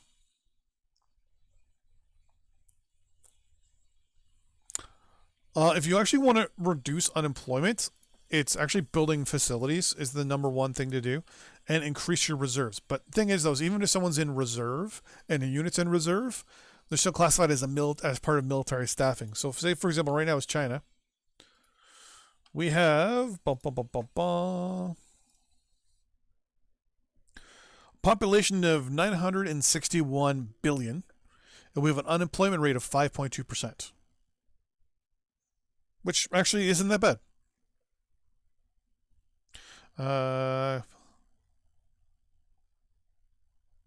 If I have high casus belli in other countries declare war on them, that would affect. Oh yeah, it still will affect it. Yeah. No matter what, everything you do in the game is always going to have an effect on everybody else. Even some of the sciences you research have actual negative or positive, or actually mostly negative, effects on another country. For example, do I have anything I can research? So right here, it will actually tell you right here. So here's your people's opinion on the project. If there'll be a green arrow or a red arrow. Green arrow means everyone will like it.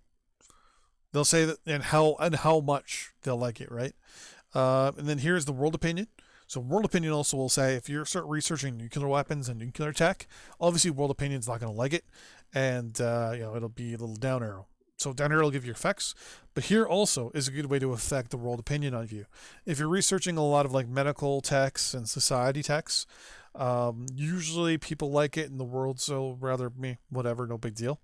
But if you start doing certain weapon techs, like, no, let's trying to find one. I don't think I have one here that the world won't like.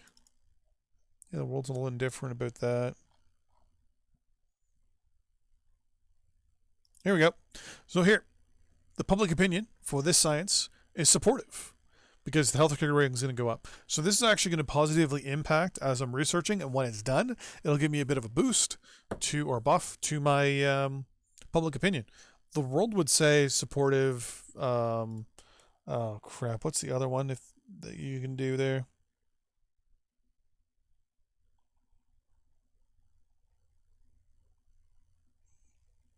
I think it was anti-vaccine or something like that.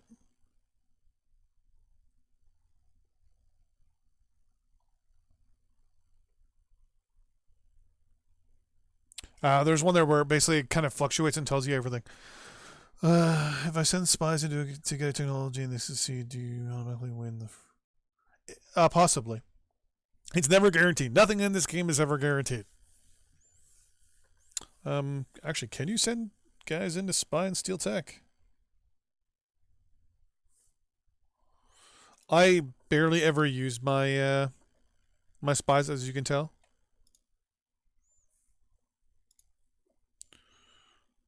Sabotage, yeah, you can't actually steal tech. You can do recon, espionage, and sabotage. So sabotage, if I'm not mistaken, breaks up. Like you actually can cause issues with production. Uh, Espionage, you can steal. I think it's what unit plans. I believe it is. Um, Actually, you might be able to steal techs. I can't remember if it's you can steal techs or if it's just weapon tech, like actual unit tech, like an actual unit. Give me 1 second to look it up.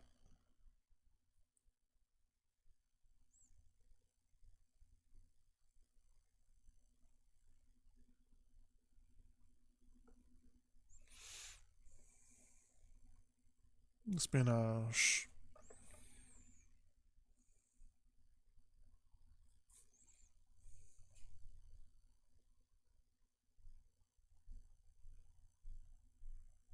Yeah, because I've never had espionage work, so I don't know what it does actually. To be honest with you.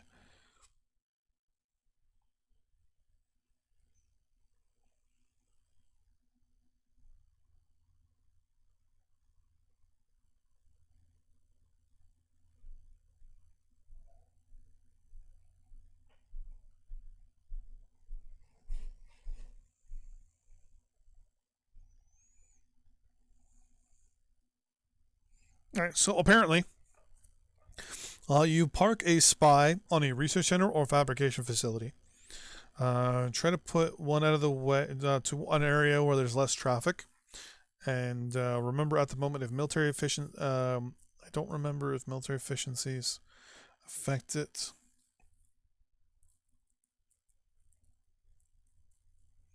Low movement of enemy troops decreases chance of being caught. So military efficiencies affect anything.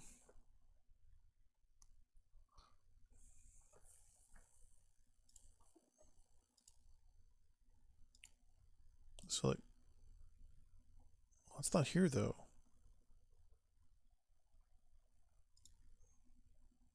So unit efficiencies here.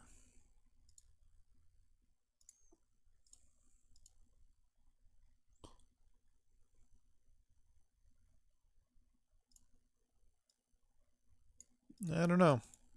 Yeah, I've never really had the whole spy thing work for me, to be honest with you.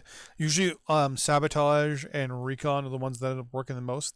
But once you put satellites up, they're kind of useless.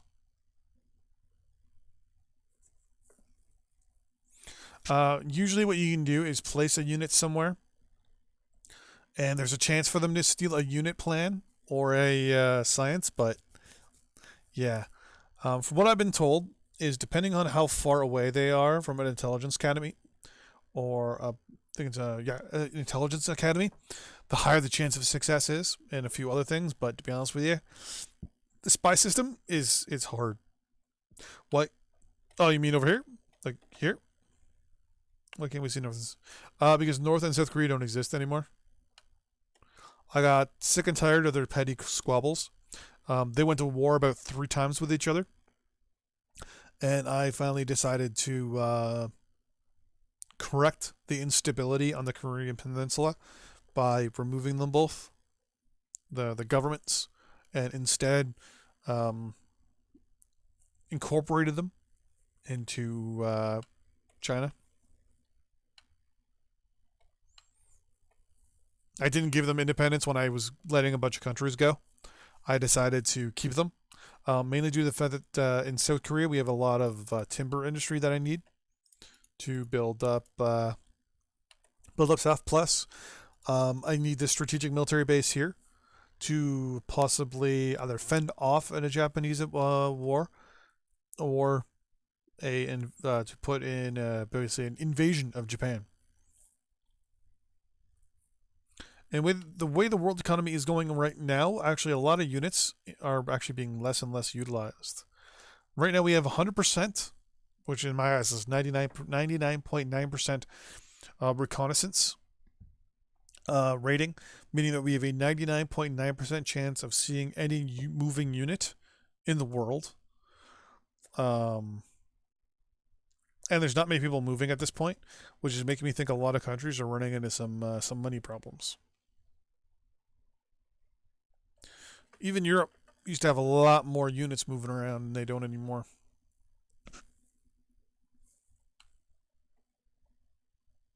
Ooh, I need to look at I need to look at my clock. What?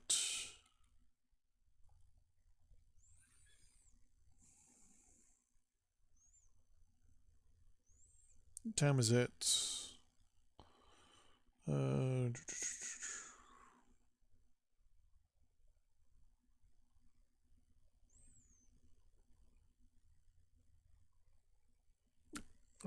Still got about half an hour. And diplomatic offers, coal and coal. Okay, okay.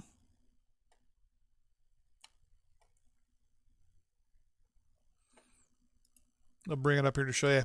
So yeah, all the purple is me. Prior to this video, if you watch some of the from the Let's Play series that we got going on, we actually control all of this. At one point, I released it. As you notice, we hold the Suez Canal, and we also hold the Bosphorus now as well.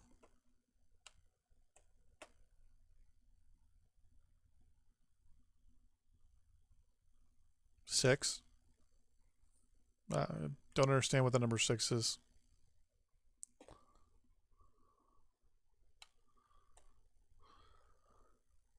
If I did, I can't do a...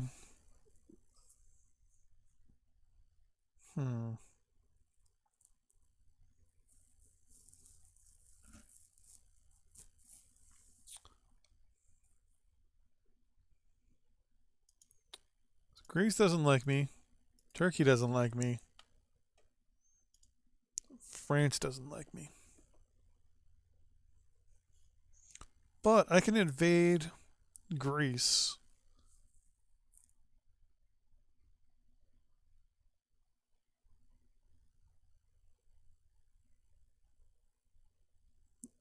Via Bulgaria. By bringing troops across the Black Sea. And then support... Oh! Oh no, I was looking at something else. There's an event on one of the other games I play. When I was thinking what time it was, I was looking at what time the event was. Sorry, that's my bad. Yeah, the actual event rolls over at 7 o'clock. So if we're gonna do this for another 20 minutes or so, take about a 20-30 minute break, and then switch over to the next game, which is MechWarrior Online. But it's basically in between. I'm going to probably turn off the stream and then come back with the other one. Italy, what are you doing? Just like Italy's got its navy in. It's hitting targets. It's Andrea Dora. It's a Italian World War II battleship. Like, why aren't you just landing troops?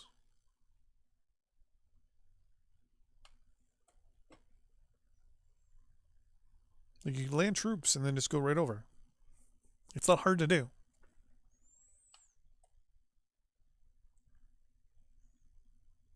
I don't think they have the troops for it.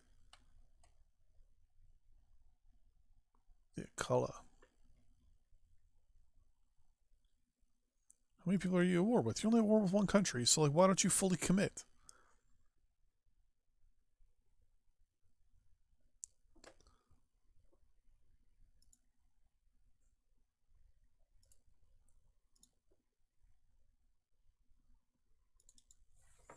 This doesn't make sense. I don't know why they're not committing. Even France has gotten involved, and they're not even sending, like, troops. Like, I would have already had Crete by now.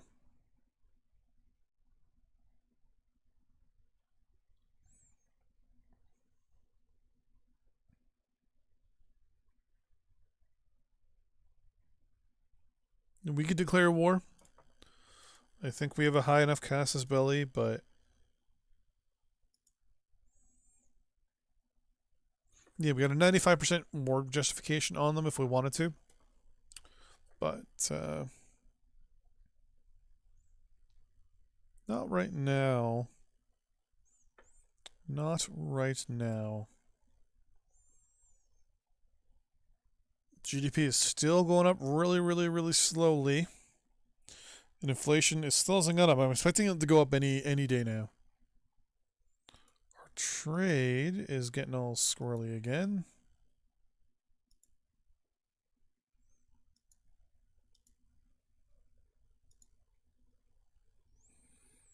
No, 10% it is.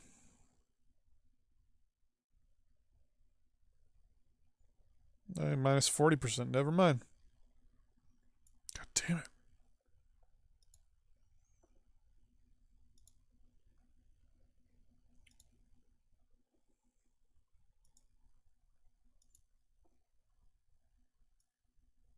Like, the price of metal is just crashing. We are in a bit of a trouble here.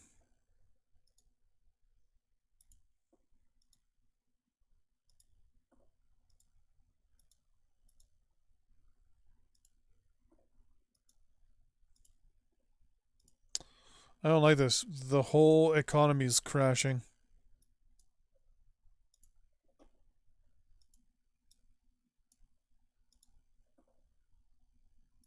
This is not good whatsoever.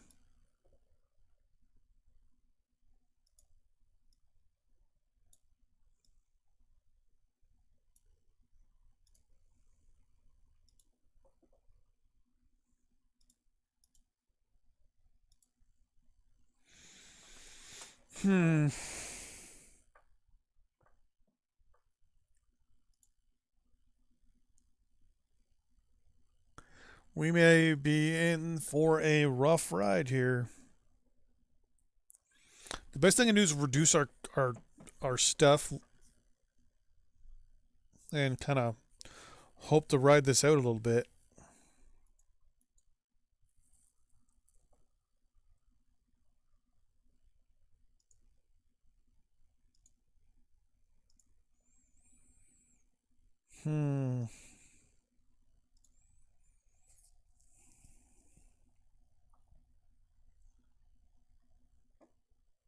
Oh, I finally heard some aircraft get involved here.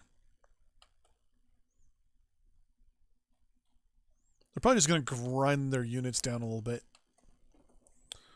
Okay, so we got a bit of a problem here. It looks like the world market is starting to fall apart.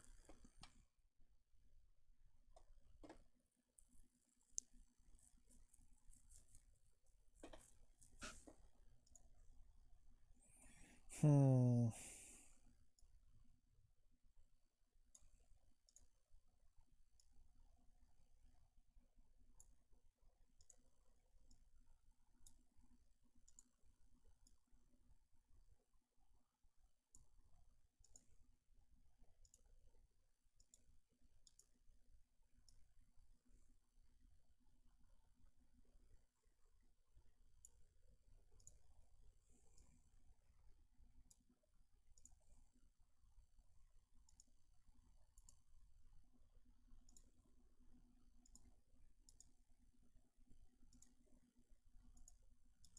God damn it.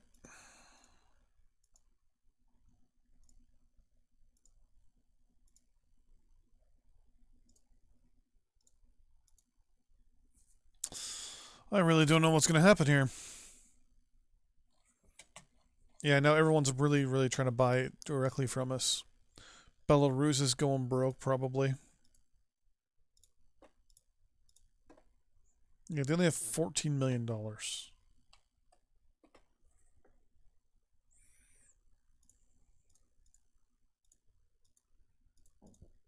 But they do also have, quote unquote, a massive amount of debt as well. Coal, coal, and coal. Crap. This sucks. This sucks. It's kind of funny. No matter how well you build a country, there is a probability that you are going to be still at the whim of international everything. I think I can kind of cut the bleeding for a little bit. Can always up taxes a little bit and reduce some of this social spending.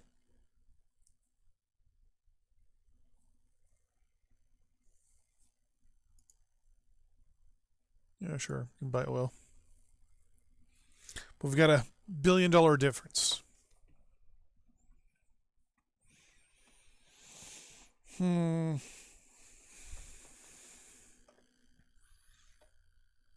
mean, I can cut.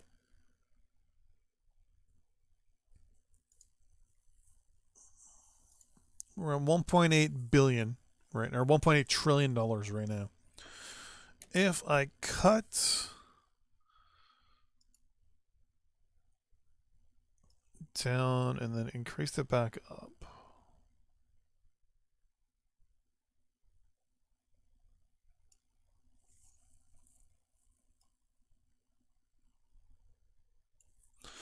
To like that there. I mean, all our ratings are stupid high right now, so.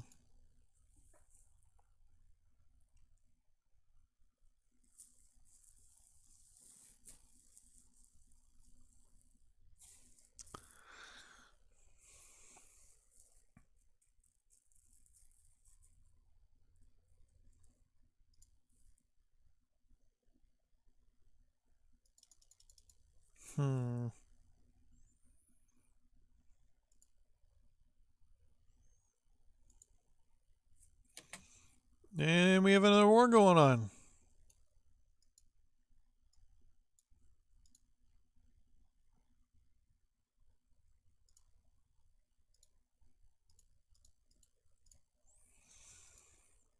Mutual defensive vote. Niger is under attack. We have been signed a mutual defense agreement.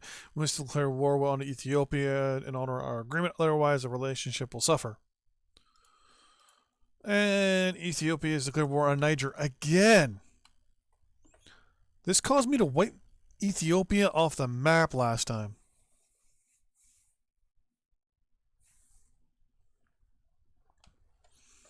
Like, wait. Wait, what?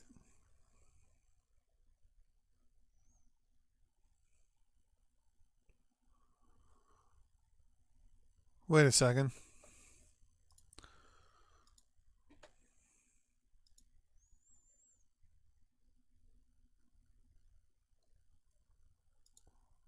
Sierra Leone, Gold Coast,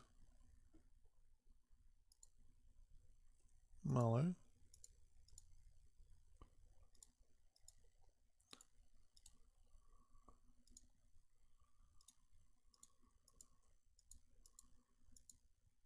I have a pact with Niger?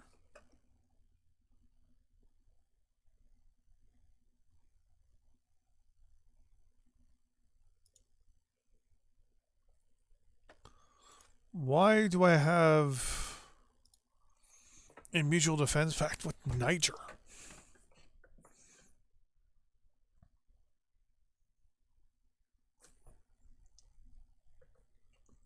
I mean, you're not an ally, so I can kind of play dumb. But okay, so that's probably gonna be the end of this this live stream. We went for about just over 2 hours. Playing as China here. What I'm going to do is be taking a break for the next little bit, and then coming back with some MechWarrior Online for the event that they got going on. So until then, I will see you guys live stream every Saturday if you haven't seen me before. Well, almost every Saturday. I won't be doing it next Saturday because next Saturday is obviously Thanksgiving. But most Saturdays when I can, unless life or whatever gets in the way. But yeah. Like and subscribe for more videos and all that stuff. I will see you guys in the future. Bye-bye.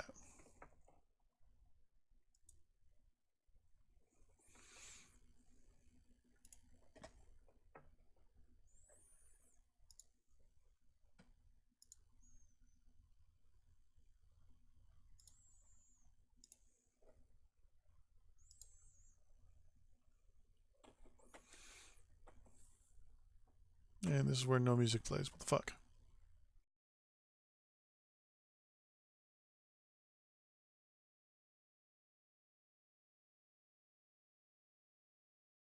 Oh, no problem. Right now there's supposed to be music playing, but for some reason OBS won't play music.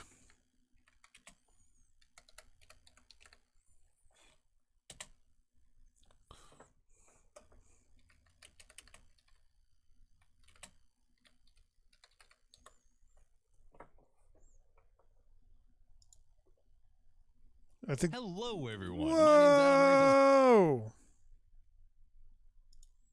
That was loud. That was very loud. But yeah, so lots of videos coming in soon. I'll be back in a couple hours or an hour or so with MechWarrior Online. See you then.